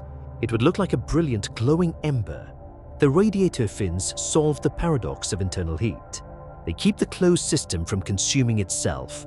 But as the engineers push the architectural limits to cool the vessel, they must confront a completely different physical threat pressing in from the outside. The vacuum is an excellent thermal insulator, but it is a terrible physical shield, and the space between the stars is flooded with an invisible violence that requires a massive biological toll. When a generation ship escapes the heliopause of our solar system, it leaves behind the magnetic shield of the Sun. It enters the true interstellar medium, a space that is statistically empty of matter, but absolutely saturated with high-energy violence. The ship is plunging into an ocean of galactic cosmic rays. These are not rays of light. They are atomic fragments, mostly protons and bare atomic nuclei, stripped of their electrons and accelerated by distant supernovas to velocities approaching the speed of light. They tear through the vacuum with staggering kinetic energy. For a standard astronaut on a 6-month mission to the International Space Station, this radiation is a calculated occupational hazard, but for a generation ship on a 4,000-year crossing, it is an existential threat to the biological integrity of the species. Over millennia, continuous bombardment by galactic cosmic rays will methodically shred human DNA. It induces catastrophic mutation rates, guarantees terminal cancers and causes the central nervous system to physically degrade. You cannot maintain a stable multi-generational population in this environment. You must build a shield. Human intuition suggests that the solution is to build a thicker metal hull. We imagine encasing the living quarters in massive layers of steel or lead. But physics offers a cruel counterintuitive trap. When a high-energy cosmic ray strikes a dense metal atom like lead, the impact violently shatters the nucleus. This collision creates a secondary shower of subatomic shrapnel, a cascade of neutrons and gamma rays that sprays inward. By using heavy metals for armor, you do not stop the radiation. You inadvertently turn the walls of your own ship into a secondary radiation weapon, amplifying the lethal dose to the crew inside. To absorb cosmic rays safely, you need a shield made of light elements. You need an atom that has nothing left to shatter. You need hydrogen, and the most dense, stable, and practical source of hydrogen available to the engineers of a generation ship is water. This requirement fundamentally dictates the internal architecture of the vessel. The crew cannot live near the outer hull. The residential sectors, the agricultural bays, and the medical facilities must be buried deep within the absolute dead center of the ship. Surrounding this central core, engineers must construct a massive multi-meter thick jacket containing the ship's entire liquid water supply, every drop of water required to keep the ecosystem alive. The drinking reservoirs, the agricultural irrigation tanks, the thermal coolant must be pumped into this exterior shell. The water acts as a colossal physical sponge. When incoming cosmic rays strike the hydrogen atoms in the water jacket, they lose their kinetic energy harmlessly, without generating the deadly secondary showers of radiation. The crew is forced to live, sleep, and reproduce inside a fragile bubble, perfectly encased by their own drinking water, while the invisible radiation of a billion distant stars silently hammers against the outside. It is a masterpiece of survival engineering, but shielding the physical bodies from the external radiation of the galaxy only solves half of the biological equation. Once the DNA is protected from the outside, mission control must protect the human genome from a mathematical threat that is quietly breeding on the inside. The massive water shield protects the physical bodies of the crew from the cosmic radiation of the galaxy. But once the external threat is neutralized, mission planners must confront a mathematical terror that breeds entirely on the inside. When a population of humans is permanently isolated in a closed environment, the laws of evolutionary biology become a strict mechanical boundary. If a population is too small, the genetic diversity of the group begins to collapse. Biologists refer to this threshold as the minimum viable population. To understand the scale of this problem, we must look at a foundational concept known as the 505,000 rule. The rule states that an isolated group requires a minimum of 500 breeding individuals just to prevent the immediate, catastrophic effects of inbreeding. If the number drops below this baseline, the genetic code becomes mathematically trapped. The DNA pool becomes too shallow. Recessive mutations begin to physically manifest in the offspring. The collective immune system weakens, infant mortality spikes, and the population slowly drifts toward sterile extinction. But 500 is only the absolute baseline for short-term survival. To maintain a genetically stable population capable of resisting microscopic diseases and adapting to a closed environment over deep time, the rule dictates a minimum of 5,000 individuals. On a generation ship, coasting through the void for 4,000 years, the human genome must survive roughly 150 consecutive generations of absolute isolation. This mathematical reality forces a ruthless shift in human sociology. On Earth, human reproduction is a complex intersection of biology, culture, and individual free will. Inside the generation ship, reproduction is a matter of structural engineering. You cannot allow the population to grow randomly because the ship possesses a strict thermodynamic limit on how much food and oxygen it can produce. You cannot allow the population to shrink because you risk falling below the 5,000 threshold and triggering genetic collapse. And most importantly, you cannot allow individuals to choose their own reproductive partners based purely on emotion or proximity. Every birth must be calculated. The human genome of the entire ship must be mapped and managed by a centralized genetic algorithm. To maintain the necessary diversity over 150 generations without introducing fresh DNA from Earth. The algorithm must dictate who is permitted to reproduce, when they must do it, and with whom. The act of continuing the species is stripped of its romance and reduced to a vital thermodynamic equation. Human beings are no longer just passengers. They become biological components of the ship's machinery, heavily regulated to ensure the survival of the closed loop. But managing the mathematics of the blood is only a biological solution. You can force the physical bodies to survive the crossing, but as the ship coasts deeper into the absolute dark, crossing the 1,000-year mark, the greatest threat is no longer physical. It is a psychological rot that threatens to completely unravel the minds of the generations trapped in the middle. The engineering of the ship solves the thermodynamic trap. The genetic algorithms ensure the physical survival of the bloodline. But as the vessel crosses the 1,000-year mark, gliding silently through the absolute dark, the true toll of the interstellar crossing ceases to be mechanical. It becomes deeply, irreversibly psychological. The mission planners on Earth accounted for the minds of the original crew. The first generation was composed of highly trained volunteers. They possessed a profound psychological drive. They made the conscious choice to leave their home planet, to sacrifice their lives for the ultimate expansion of the species. They had a purpose. And the final generation, the crew that will eventually arrive at Proxima Centauri, will also possess a purpose. They will inherit the monumental task of decelerating the ship and stepping out onto a new world. But a generation ship is defined by the vast, silent stretch in between. It is defined by Generation 2 through Generation 149. These are the middle generations, the passengers to nowhere. Imagine the artificial gravity bay of the residential sector. A mother is sitting quietly, a young boy resting on her lap. As she looks down at her child, she must confront a philosophical weight that no human being on Earth has ever had to bear. She knows with absolute certainty that this child will live his entire life inside these exact same metallic walls. He will never feel the heat of a natural sun on his skin.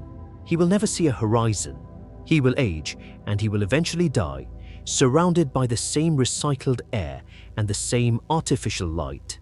And the grandchildren of this child will share the exact same fate. The middle generations did not choose to leave Earth, and they will never arrive at the destination.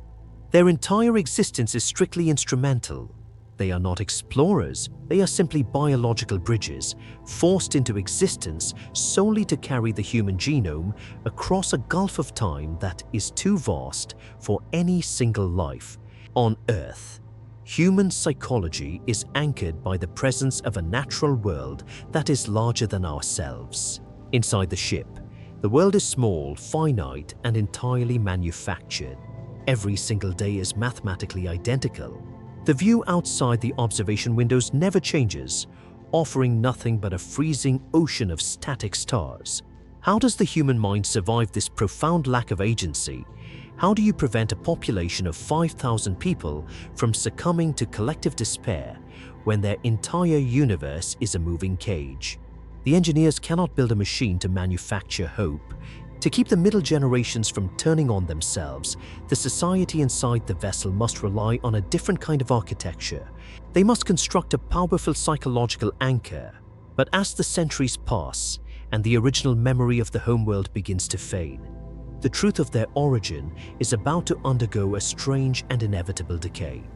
To maintain the operational integrity of the mission over 4,000 years, the initial crew will establish strict educational protocols. They will leave behind massive digital archives, recording the complete history of Earth, the blueprints of the ship, and the exact coordinates of the destination.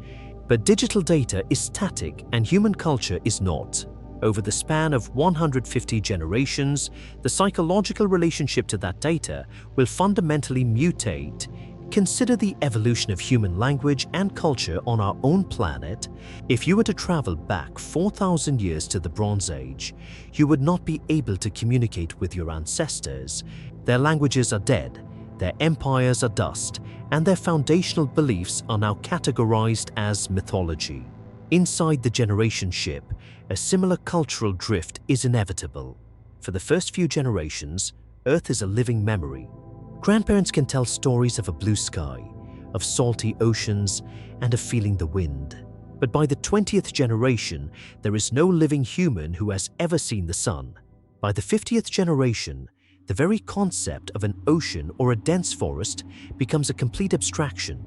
How do you explain the concept of a horizon to a child who has never been in a room larger than a few hundred feet across? How do you describe the feeling of rain to a society whose entire water cycle is strictly contained within titanium pipes? The physical reality of Earth slowly evaporates. The digital archives remain, but the emotional connection to those archives is permanently severed. In the absence of physical experience, the original mission parameters will naturally evolve to fill the psychological void. The strict rules of thermodynamics and genetic pairing, once understood by the original crew as mere engineering necessities, will slowly transform into dogma. The central algorithm that dictates who is allowed to reproduce will cease to be seen as a piece of software. It will become an absolute moral law. And Earth itself will undergo the ultimate decay. It will cease to be a physical planet in the minds of the crew. It will become an origin myth, a paradise lost, a sacred story told to keep the children obedient and the workers entirely focused on the relentless maintenance of the life support systems. The original engineers designed a scientific mission, but to survive the grinding weight of deep time, the society inside the ship must inevitably transform that science into a religion. It is the only psychological mechanism powerful enough to keep a population marching toward a destination they cannot see, for reasons they no longer physically comprehend. And they must keep marching, because after millennia of coasting through the silent dark, the sensors on the outer hull will eventually detect the faint, growing warmth of a new star. The long sleep of the middle generations will end, and the final crew will be forced to wake up the engines and face the most violent physical phase of the entire crossing. For 4,000 years, the generation ship has been a silent tomb of routine. The fusion reactors ran at absolute minimum capacity, providing just enough energy to keep the lights on and the closed ecosystem breathing. The ship moved through the interstellar void in a state of ballistic hibernation, coasting on the mechanical momentum established by the original launch. But as the destination star grows from a faint point of light into a blinding sun, the long sleep must end. The final generation must execute a maneuver that no living human has ever witnessed. They must stop the ship. In the vacuum of space, there is no friction to slow you down, to bleed off the immense kinetic energy of a vessel traveling at 5% of the speed of light. You cannot simply deploy parachutes or apply mechanical brakes. The laws of Newtonian physics demand an equal and opposite reaction. To stop, the crew must physically rotate the entire massive structure of the ship 180 degrees, pointing the exhaust nozzles forward, and fire the main engines directly into the direction of travel. This is the mechanical violence of deceleration. When the primary fusion drives are ignited for the first time in millennia, the physical shock to the vessel is terrifying. The artificial ecosystem, carefully balanced over 150 generations, is suddenly subjected to the crushing force of reverse acceleration. The millions of gallons of water in the massive radiation shields slosh violently against the titanium bulkheads. The structural beams of the hull groan under the immense stress of thermodynamic expansion. For the people living inside, this is an apocalyptic event. The final generation has only ever known perfect silence. They have never felt the vibration of a propulsion drive. They have never heard the deafening roar of atomic fire transferring thrust through the metallic skeleton of their world. The deceleration burn is not a brief maneuver. To safely reduce the velocity of millions of tons of mass without tearing the ship apart, the engines must fire continuously for years. It is a grueling, terrifying crucible of engineering. The crew must pray that the ancient blueprints were correct and that the engine components have not invisibly degraded during the deep freeze of the crossing. But if the hull holds and if the reactors do not fail, the violent shaking will eventually subside. The ship will finally shed its interstellar velocity and fall gently into the gravitational embrace of the Proxima Centauri system. The crossing is over. The survivors have reached the destination that their ancestors dreamed of. But as they open the observation shields and look down at the rocky planet, they have sacrificed everything to reach. They are about to face the cruelest paradox of the entire journey. When the original crew launched 4,000 years ago, they viewed the generation ship as a vehicle. It was a highly advanced tool designed to carry their descendants from a dying world to a pristine new one. But as the 150th generation looks out through the observation shields at the planet below, they do not see a pristine new home. They see a terrifyingly chaotic wilderness. The planet they have arrived at is real, raw, and violently unpredictable. Because it orbits a red dwarf star, the planet is likely tidally locked. One hemisphere is permanently baked by stellar radiation, while the other is frozen in eternal night. The habitable zone is restricted to a narrow twilight ring, battered by fierce atmospheric winds caused by the extreme temperature differential. But the hostility of the climate is only a secondary threat. The primary barrier is entirely psychological. To understand the terror of the final generation, you must understand how they were forged. For 150 generations, the human mind has been completely conditioned by the interior of a machine. Inside the generation ship, gravity is a constant, predictable force. The temperature never fluctuates by more than a single degree. The air is meticulously filtered, sterilized, and recycled. Every physical boundary is visible. There are walls, floors, and ceilings. The geometry of their entire universe is comprehensible and safe. Now, imagine taking a human being raised in that perfect enclosed system and placing them on the surface of a wild planet. For the first time in their life, there is no ceiling. The sky stretches upward into a terrifying infinite void. The light does not come from a predictable fluorescent bulb, but from a harsh, blinding star that occasionally erupts in violent solar flares. The air moves unpredictably, carrying the chaotic smell of alien chemistry rather than the sterile scent of titanium and recycled water.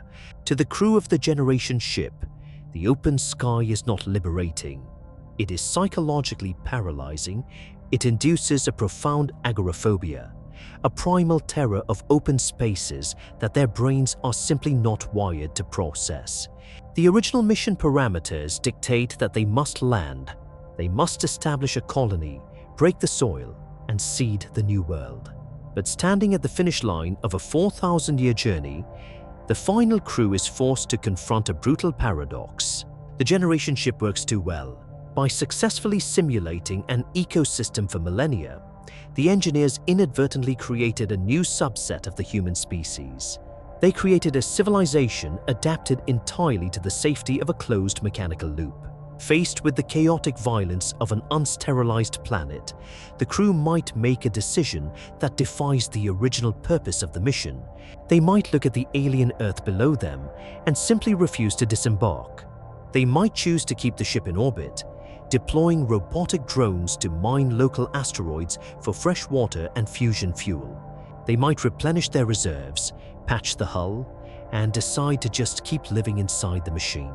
Because to the people who survived the crossing, the generation ship is no longer a vehicle to take them to a new world. The ship is the world. It is the only home they have ever known, and the only home they are willing to accept. The universe built a wall of distance to keep the stars apart. We spent our early history trying to engineer engines that could shatter that wall.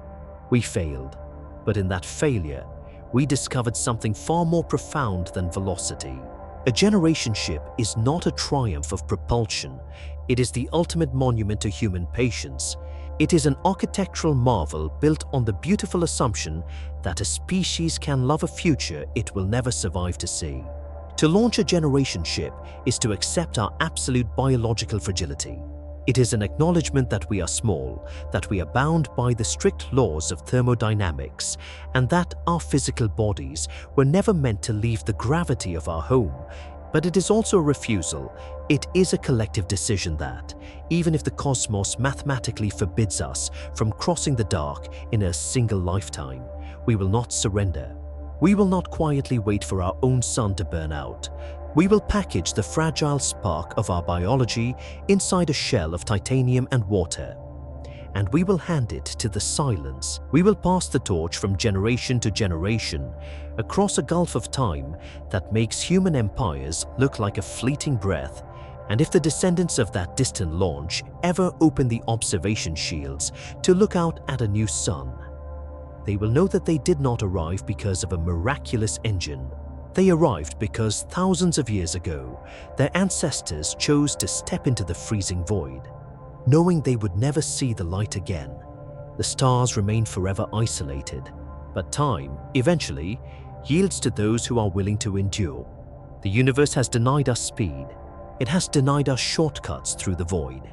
If we are forced to cross the interstellar ocean using conventional momentum, we must surrender our biological lifetimes and submit to the brutal generations of the deep dark. But this entire conclusion relies on a fundamental misunderstanding of reality. We have spent our entire history looking at the cosmos and thinking of space as an immense static room.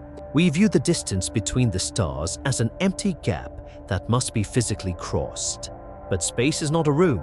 It is a tangible physical medium. It is a woven fabric. Imagine an ant walking across a massive sheet of paper. To the ant, the distance from one edge to the other is absolute. The journey requires time, energy, and a tedious physical crossing, but the ant is only aware of the flat dimensions it can perceive. It does not realize that the paper itself is flexible. If the two opposing edges of the paper are folded together, the beginning and the end suddenly occupy the exact same physical location. The ant does not need to move faster. It simply needs to step across the fold. This is not a theoretical abstraction. It is a rigorous mathematical consequence of our deepest understanding of gravity. If the fabric of the universe can be bent by the weight of a star, it can theoretically be folded. We call this architecture a wormhole. But if the distance between two stars is violently erased, how does a physical ship step through the fold without violating the absolute speed limit of causality itself? To bypass the universal speed limit, we must understand exactly what the speed limit governs. Albert Einstein's theory of special relativity dictates a strict rule of causality. No physical object and no piece of information can travel through the fabric of space faster than a photon of light. If a ship attempts to accelerate past this barrier, its mass becomes infinite, and the energy required to push it becomes infinite. It is a mathematical dead end. But a wormhole does not break this law. It exploits a profound loophole in the language of physics.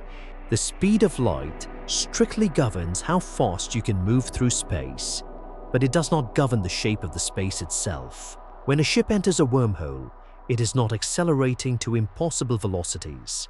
The engines are not pushing the hull faster than a photon. Inside the throat of the wormhole, the ship might simply be coasting at a fraction of light speed, completely obeying every law of classical mechanics. The trick is not velocity. The trick is geometry. If you stand at the base of a massive mountain and your destination is on the other side, you can spend weeks climbing over the summit. Or you can blast a tunnel directly through the rock. The car driving through the tunnel does not need to break the sound barrier to beat the climber. It simply takes a shorter path. A wormhole is a tunnel blasted through the higher dimensions of reality. It reroutes the journey. It allows a civilization to cross 25 trillion miles of cosmic void by stepping through a doorway that is only a few hundred feet deep.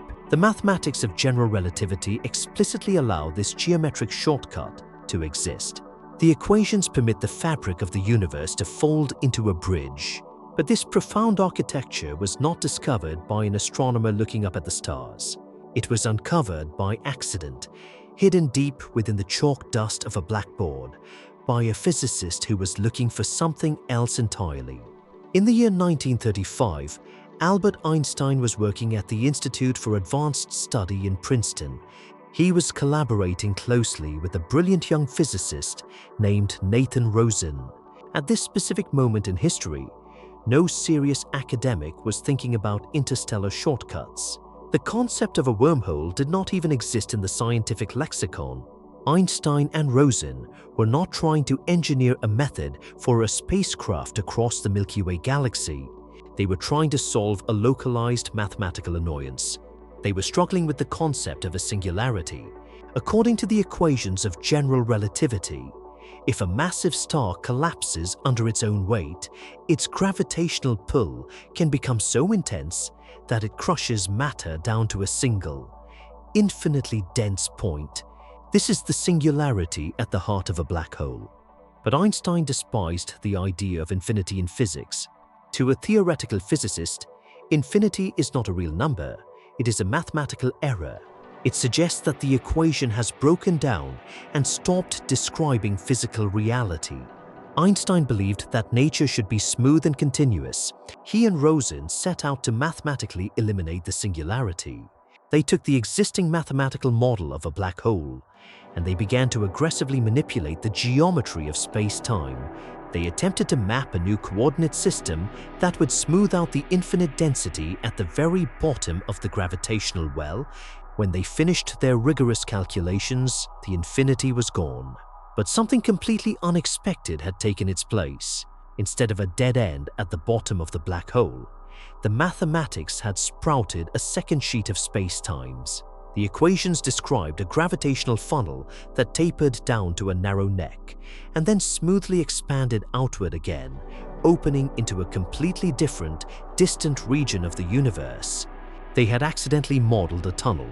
In July of 1935, they published their findings in the journal Physical Review. They proposed that elementary particles, like electrons, might actually be microscopic versions of these spatial tunnels. They called the structure a bridge. Today, the scientific community formally remembers it as the Einstein-Rosen bridge. It is one of the greatest ironies in the history of astrophysics. Two men trying to map the structure of a subatomic particle accidentally drafted the foundational blueprint for a cosmic superhighway. The math was undeniably rigorous. The bridge was geometrically possible. But as later generations of theoretical physicists began to study the 1935 paper, they discovered a catastrophic mechanical flaw in the original design. The universe might allow the bridge to form, but it had laid a terrifying physical trap for anything that dared to step inside its throat. To comprehend why the original Einstein-Rosen bridge is a death trap, we must dissect its mathematical anatomy. Imagine a standard black hole. It is a region where a massive star has collapsed, carving a steep gravity well into the fabric of space-time. If you were to map this curvature on a simple grid, it would look like an incredibly deep funnel. The 1935 equations took the sharp tip of that funnel and cleanly severed it. They then attached the open end to a second, inverted funnel reaching up into a completely different region of the universe. The resulting structure consists of three distinct geometric components. First, there is the entrance, which astrophysicists call the mouths. In the original model, this mouth is mathematically indistinguishable from the event horizon of a standard black hole. Second, there is the exit. This is a mirrored mouth located at the destination. Mathematically, it functions as a white hole, a theoretical region of space-time that continuously pushes matter and light outward, completely forbidding anything from entering it from the outside. And third, connecting the two mouths is the tunnel itself. Physicists refer to this narrow passage as the throat. If a spacecraft were to approach the entrance, the crew would see the absolute darkness of the event horizon. According to the pure geometry, they would cross the threshold, fall down the steep gravitational curve of the first funnel, pass through the narrow throat, and be cleanly expelled out of the white hole into a new star system. It appears to be the perfect architecture for interstellar transit. But a critical element of physical reality was missing from this early blueprint. When Einstein and Rosen drafted the bridge, they were looking at a static geometry. They temporarily froze time in their equations to study the pure shape of the tunnel. But the actual universe is not static. Gravity is an actively compounding force. As later physicists applied the relentless laws of time and motion to the Einstein-Rosen equations, they realized that the bridge could never remain permanently open. The throat of the wormhole is not a stable tunnel carved through solid rock. It is a highly fragile tube of bent space-time, and it is surrounded by the crushing gravity of the masses that created it. The geometry is inherently unstable. But exactly how unstable? What happens to the structural integrity of the throat in the brief fractions of a second after a physical ship attempts to cross the threshold? The original Einstein-Rosen bridge presents a beautiful static geometry, but the universe is a dynamic system driven by the relentless inward pull of gravity. To understand the structural failure of a natural wormhole, imagine attempting to build a tunnel out of deep ocean water. The moment you clear a path, the immense pressure of the surrounding ocean immediately crushes inward to fill the void. Space-time behaves in a remarkably similar manner. The throat of a wormhole connects two regions of extreme gravitational mass. Because gravity is a strictly attractive force, the walls of the space-time tunnel are constantly pulling on each other. The geometry possesses no internal structure to hold itself open. In the 1960s, theoretical physicists applied the full mathematics of dynamic relativity to the Einstein-Rosen bridge.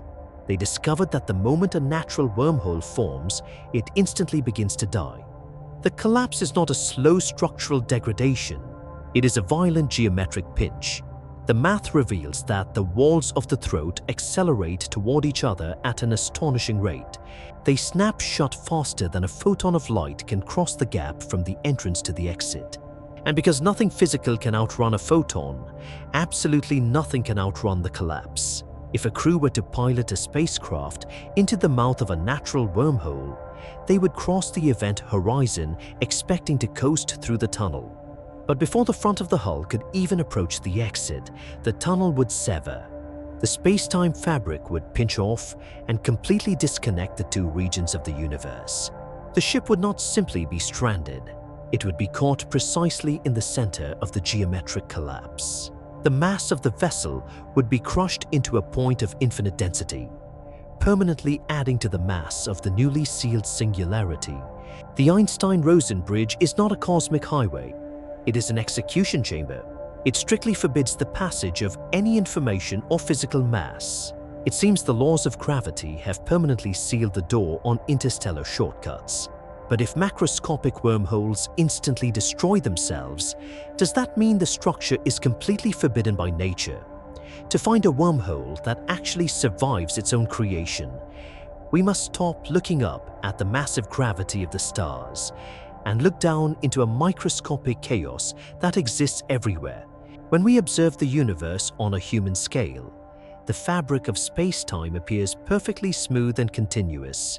But in the year 1955, a theoretical physicist named John Wheeler realized that this smoothness is merely an optical illusion of scale.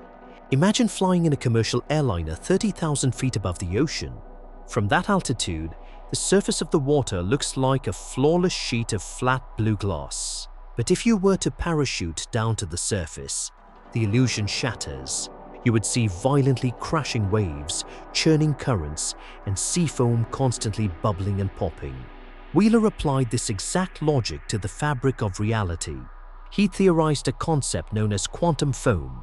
If you take an absolutely empty region of space and zoom in closer than a single atom, closer than the protons in the nucleus, down to the smallest measurable unit of reality, known as the Planck length. At this scale, a domain so infinitesimally tiny that a single atom is roughly 10 trillion times larger than it.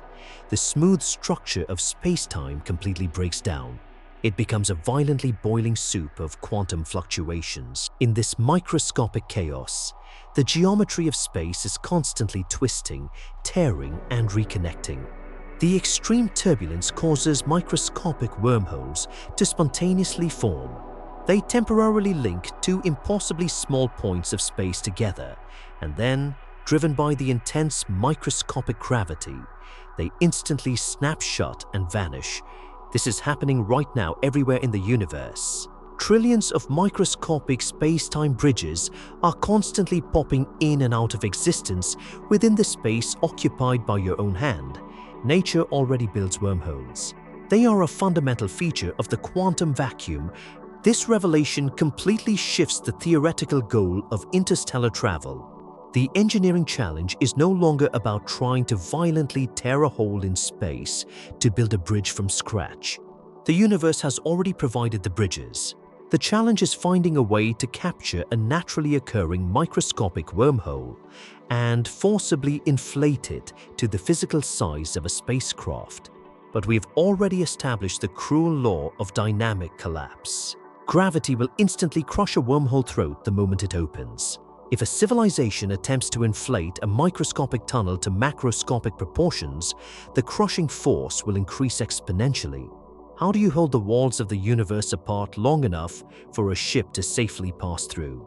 In the summer of 1985, the renowned astronomer Carl Sagan was finishing the manuscript for his science fiction novel, Contact. Sagan wanted his protagonist to travel across the galaxy, but as a rigorous scientist, he refused to rely on the magical faster-than-light engines common in popular fiction. He originally wrote the journey using a black hole as a transit point, but Sagan wanted to be absolutely sure the physics were plausible. So he called his close friend, the theoretical physicist Kip Thorne at the California Institute of Technology. Thorne reviewed the manuscript and immediately saw a fatal flaw.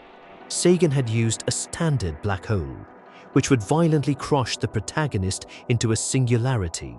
Furthermore, Thorne knew that the classic Einstein-Rosen bridge was completely useless due to its instant dynamic collapse. But instead of simply correcting the novel, Thorne viewed the problem as a genuine mathematical challenge. He asked a profound theoretical question. What exact physical conditions would be required to hold a wormhole open, long enough for a human being to safely pass through? Thorne and his graduate students set out to reverse engineer the equations of general relativity. Normally, physicists look at a distribution of mass and calculate how space-time will bend around it. Thorne did the exact opposite. He started with the desired geometry, a perfectly stable, traversable tunnel that did not crush its occupants, and then worked backward to calculate what kind of matter would be required to create that specific shape. The resulting paper, published in 1988, birthed the modern concept of the traversable wormhole. It was a mathematically perfect solution. But when Thorne looked at the final equation, he realized why natural wormholes instantly collapse. To physically brace the throat of the tunnel and prevent the crushing weight of gravity from snapping it shut, the mathematical scaffolding requires a substance that defies human intuition. You cannot build the struts out of titanium or carbon fiber. Normal matter creates positive gravity, which only accelerates the collapse. To hold the abyss open, the equations demand a material that pushes outward against the fabric of space itself. It requires an ingredient that does not naturally exist anywhere in the macroscopic universe. The equations derived by Kip Thorne revealed a brutal thermodynamic reality.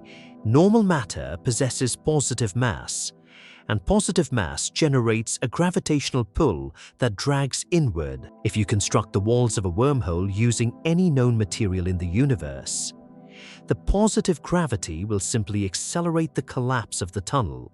To hold the throat open, the equations demand a scaffolding made of exotic matter. You need a substance that possesses negative energy. To the human mind, negative energy sounds like a mathematical fiction. If a completely empty vacuum represents absolute zero energy, how can a physical substance possess less than nothing? Think of the vacuum of space as a bank account. An empty vacuum is an account with a balance of exactly zero. Positive energy is the act of depositing funds. Negative energy is a mechanical overdraft. It is a state where a localized region of space is in thermodynamic debt to the surrounding universe. While it sounds impossible on a human scale, quantum mechanics proves that negative energy is a physical reality. In 1948, a physicist named Hendrik Casimir proposed a groundbreaking experiment. If you take two uncharged metallic plates, place them inside a perfect vacuum, and position them microscopically close to one another, an invisible force will begin to push them together. This phenomenon is now known as the Casimir effect. It happens because the vacuum is not truly empty. As we explored earlier, it is continuously boiling with quantum foam, virtual particles constantly popping in and out of existence. But the gap between the two metallic plates is so incredibly narrow that larger virtual particles literally cannot fit inside. Because there are fewer particles bouncing around inside the gap than there are outside the plates, the space between the plates contains less total energy than the absolute empty vacuum surrounding it. The space inside the gap has achieved a state of negative energy. This negative energy exerts an outward pressure that repels gravity. It is the anti-gravity scaffolding. To construct a traversable wormhole, a highly advanced civilization would need to harvest colossal amounts of this negative energy and inject it into the throat of the tunnel. The exotic matter would push outward against the crushing weight of the surrounding universe, keeping the geometric bridge safely propped open for a spacecraft to transit. The engineering physics are theoretically sound, but bending the universe to our will carries a terrifying metaphysical cost.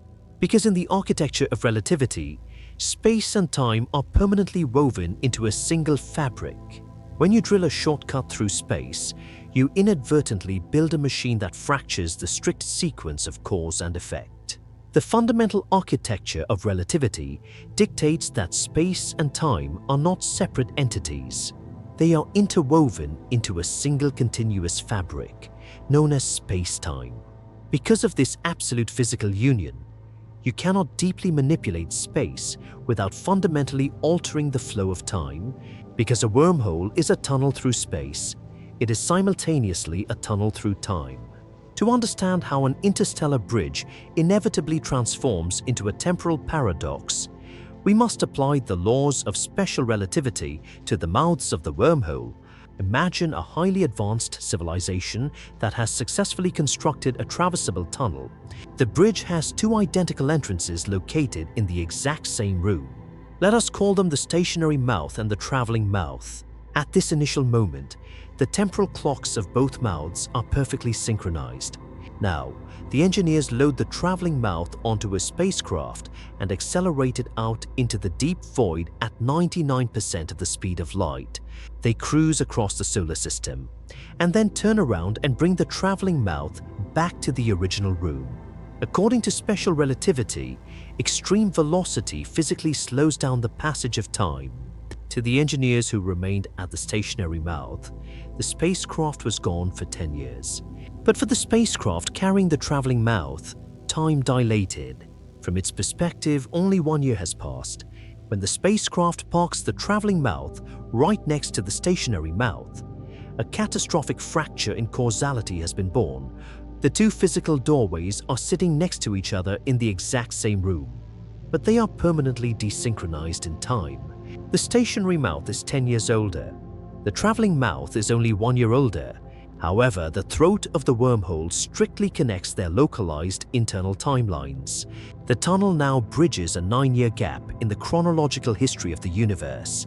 If an engineer walks into the stationary mouth, they do not simply step across the room. They step backward in time, exiting the traveling mouth 9 years in the past. They could literally walk out of the doorway and shake hands with a younger version of themselves, years before the spacecraft ever launched. This is the ultimate paradox of causality. If the laws of physics allow for a traversable wormhole, they explicitly allow for the creation of a time machine. But time machines destroy the logical foundation of reality. If you can travel backward, you can alter the past, creating paradoxes that shatter the rigid chain of cause and effect. A universe where causality breaks down cannot exist in a stable state. Physics abhors a paradox. The mathematics heavily suggest that the universe must possess an automatic mechanism to violently prevent timeline contamination. But how does the dead vacuum of space actively police the flow of time without relying on conscious intervention? In 1992, the theoretical physicist Stephen Hawking confronted the time machine paradox. Hawking understood that causality is the absolute bedrock of physical reality. If the universe allows time travel, it allows for its own logical destruction. To resolve this existential threat, he proposed a theoretical mechanism known as the chronology protection conjecture. Hawking argued that the laws of physics inherently conspire to prevent macroscopic time travel. The universe does not require a conscious observer to intervene.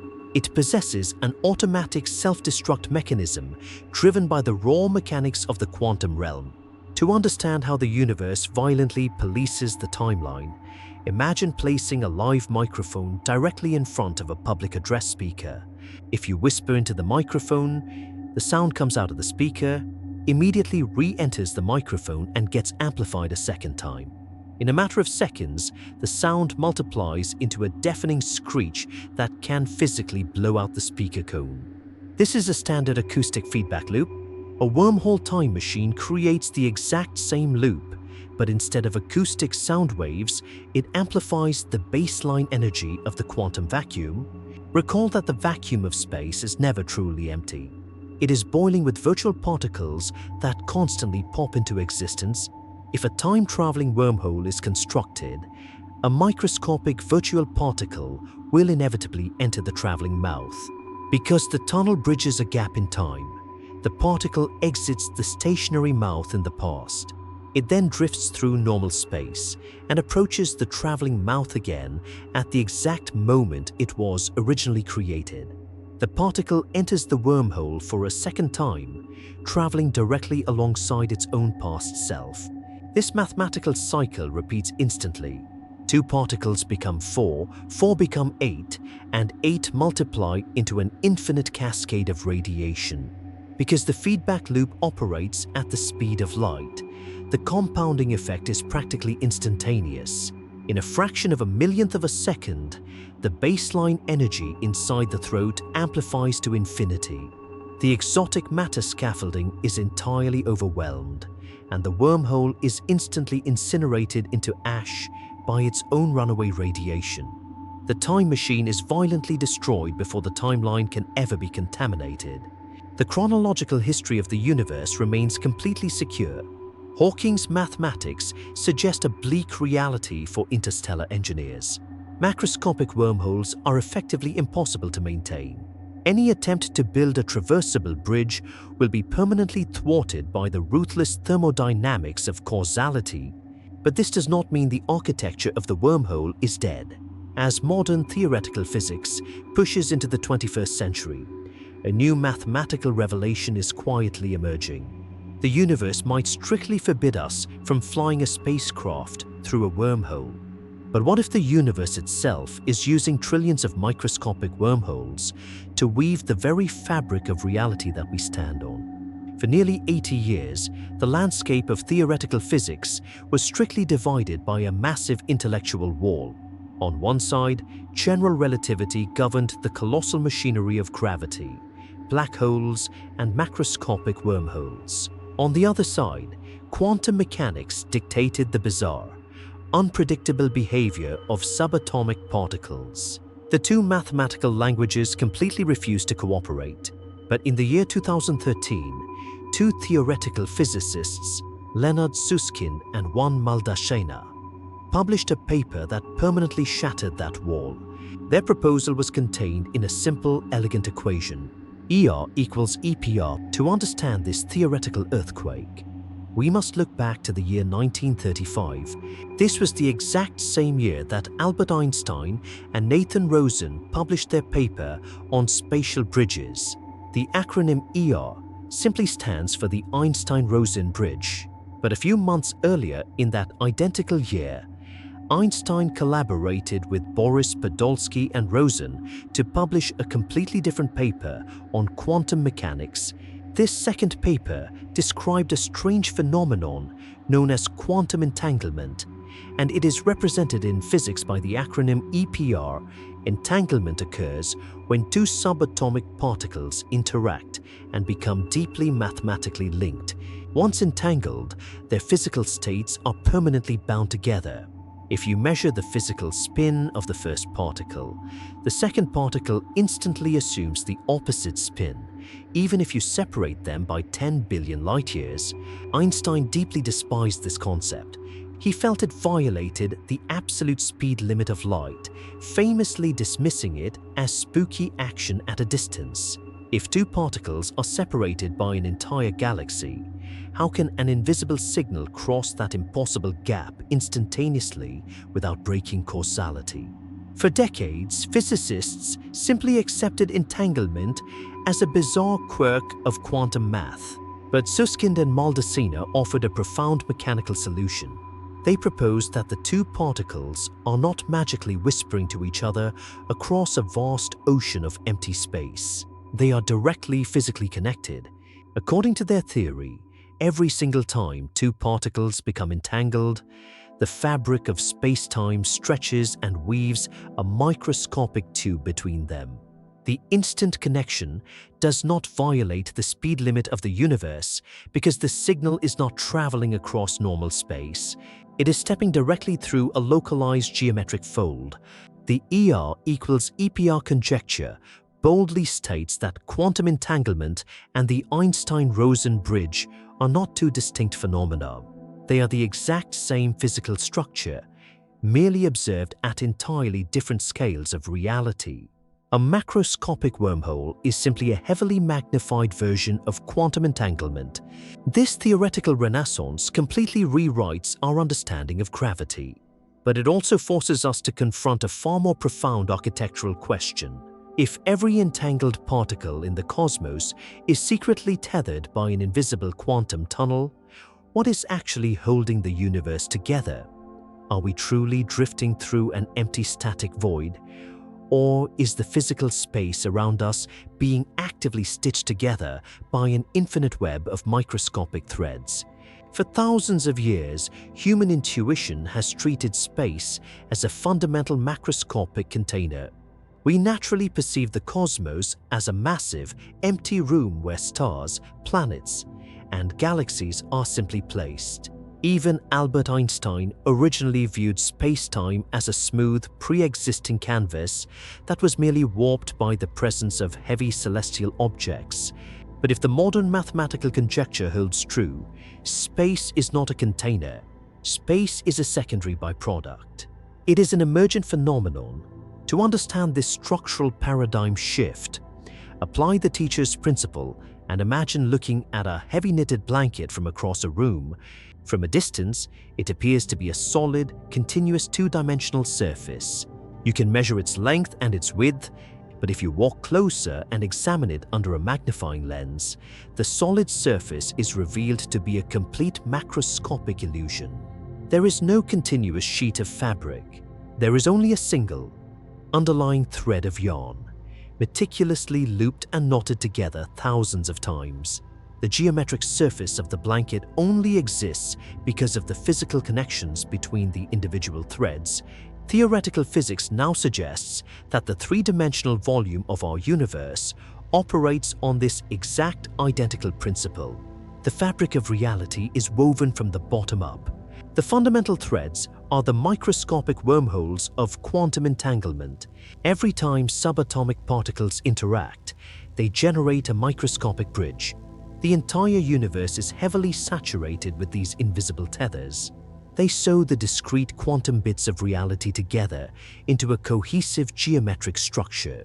This leads to a staggering theoretical conclusion regarding the nature of distance. If you were to isolate a cubic meter of empty space and mathematically sever every single quantum entanglement within that volume, the space would not simply become empty, the physical geometry would completely disintegrate. That localized cubic meter of reality would vanish from existence. Distance is not an empty gap. It is a dense, highly active ocean of quantum information. The immense physical separation between our solar system and the neighboring stars is physically constructed by trillions of microscopic bridges, constantly updating and interacting at the absolute smallest scales of reality. We spent the 20th century dreaming of a propulsion machine that could punch a single macroscopic wormhole through this fabric. We desperately wanted an engineering shortcut to bypass the absolute limits of velocity. But the universe has revealed that its architecture is highly regulated. It strictly forbids massive thermodynamic folds, and it violently protects its own chronological timeline from conscious interference. If the laws of physics absolutely refuse to yield to our mechanical engineering, how does a fragile biological species eventually come to terms with the permanent isolation of the stars? We look up at the silent canopy of the night sky, and we feel a profound sense of isolation. The sheer physical distance between our sun and the nearest neighboring star is a mathematical barrier that our biology is simply not equipped to handle. Our deep desire to build a wormhole is not born from a purely geometric curiosity. It is born from biological desperation. We crave an interstellar shortcut because we are deeply terrified of time. A standard human life spans a mere 8 decades, a fleeting microscopic spark against the billions of years the universe uses to measure its own history. We want to violently fold the abyss because we simply do not have the time to cross it. But the cosmos is not bound by the emotional constraints of biology. It operates on the absolute, cold architecture of thermodynamics and causality. The universe will gladly allow a microscopic bridge to casually exist within the boiling chaos of the quantum foam. But it will ruthlessly defend its chronological timeline the moment we attempt to inflate that bridge into a macroscopic highway.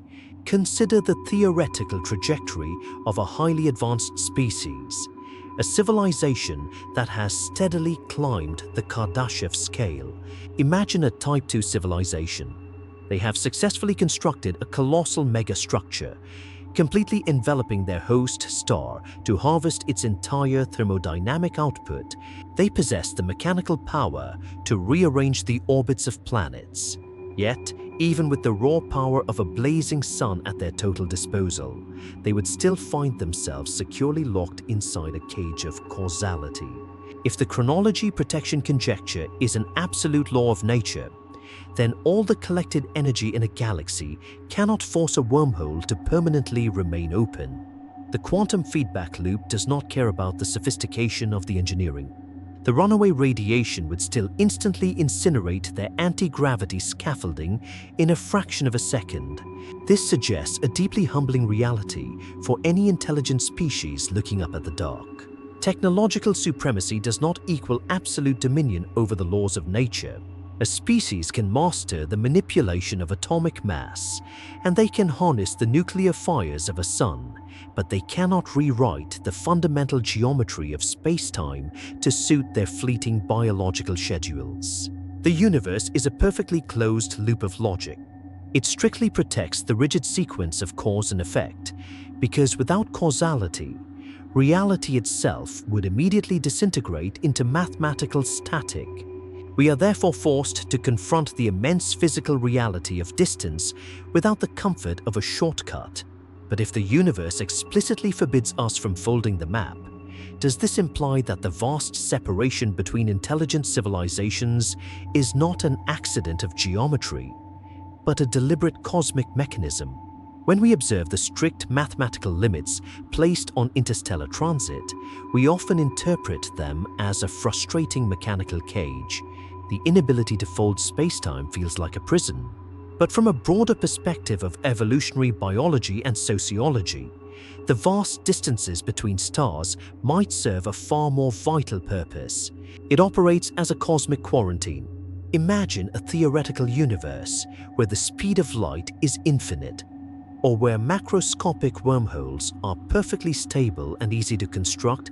In this alternate reality, any civilization that discovers the basic principles of advanced physics could instantly bridge the gap to any other star system.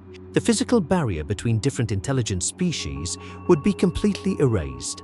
While this sounds like a utopian dream of galactic connection, the mechanics of biological evolution suggest a much darker outcome.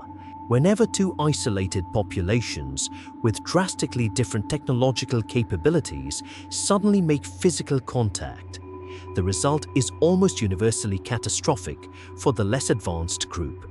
This is not necessarily an act of malice. It is a simple thermodynamic competition for finite resources. An expanding Type II civilization, desperate for new material to fuel its stellar megastructures, might simply strip mine a younger solar system without even recognizing the local biology as conscious. By rigidly enforcing the speed limit of light and actively crushing temporal shortcuts through the chronology protection conjecture, the universe permanently prevents instantaneous contact. The immense void acts as a natural buffer zone. It forces any intelligent species to spend thousands of years maturing, developing immense psychological patience, and mastering their own internal survival before they can ever attempt to physically reach their neighbors. If a civilization is violently aggressive and prone to self-destruction, the immense travel times ensure that they will inevitably wipe themselves out long before their engines can ever cross the interstellar gulf. The void is not an empty wasteland. It is a strict evolutionary filter. It ensures that only the most stable, patient, and deeply cooperative civilizations can ever successfully cross the divide. The absolute refusal of the universe to allow a space-time bridge might be the exact mechanism that prevents young, volatile species from setting the entire galaxy on fire. Distance is the architecture of peace. But if the universe actively prevents us from stepping physically into a neighboring star system, does it permanently prevent us from knowing we are not alone? We cannot send a massive spacecraft through the fold, but what if we do not need to send a physical hull at all? If the universe ruthlessly crushes any macroscopic bridge we attempt to build, it leaves us with a profound philosophical ultimatum. We cannot send flesh, we cannot send titanium, and we cannot send mass. But a civilization is not strictly defined by its physical mass. It is defined by its information. If the ER equals EPR conjecture reveals the true architecture of reality, then the microscopic wormholes of quantum entanglement are everywhere. They are the invisible threads that sew the void together. While the laws of thermodynamics absolutely prevent us from forcing a heavy spacecraft through these microscopic folds, they might not completely forbid the passage of a ghost. In this context, the ghost is pure quantum information. Mainstream quantum mechanics dictates a strict boundary. We cannot use quantum entanglement to send a message faster than the speed of light. The universe still violently protects causality. But if a highly advanced species eventually abandons the archaic biological dream of sending physical bodies across the galaxy, the vast interstellar distances suddenly change their meaning.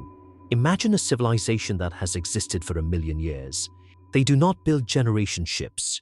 They do not waste the energy of their sun trying to pry open the jaws of a gravity well. Instead, they encode their entire cultural memory, their scientific archives, and perhaps even their conscious minds into streams of photons and entangled qubits.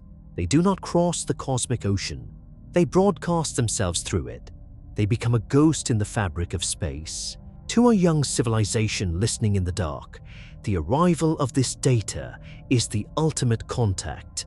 The knowledge of 1 million years of evolution is transferred flawlessly through the vacuum. There is no risk of biological contamination. There is no threat of a thermodynamic war for resources. And most importantly, there is absolutely no violation of chronological time. We spent the 20th century looking at the original Einstein-Rosen bridge and dreaming of a mechanical doorway to the stars. We wanted to violently fold the abyss because our biological lives are desperately short, and we are deeply afraid of the dark. But as we slowly decode the deeply woven architecture of space-time, we are discovering a much quieter, more beautiful truth.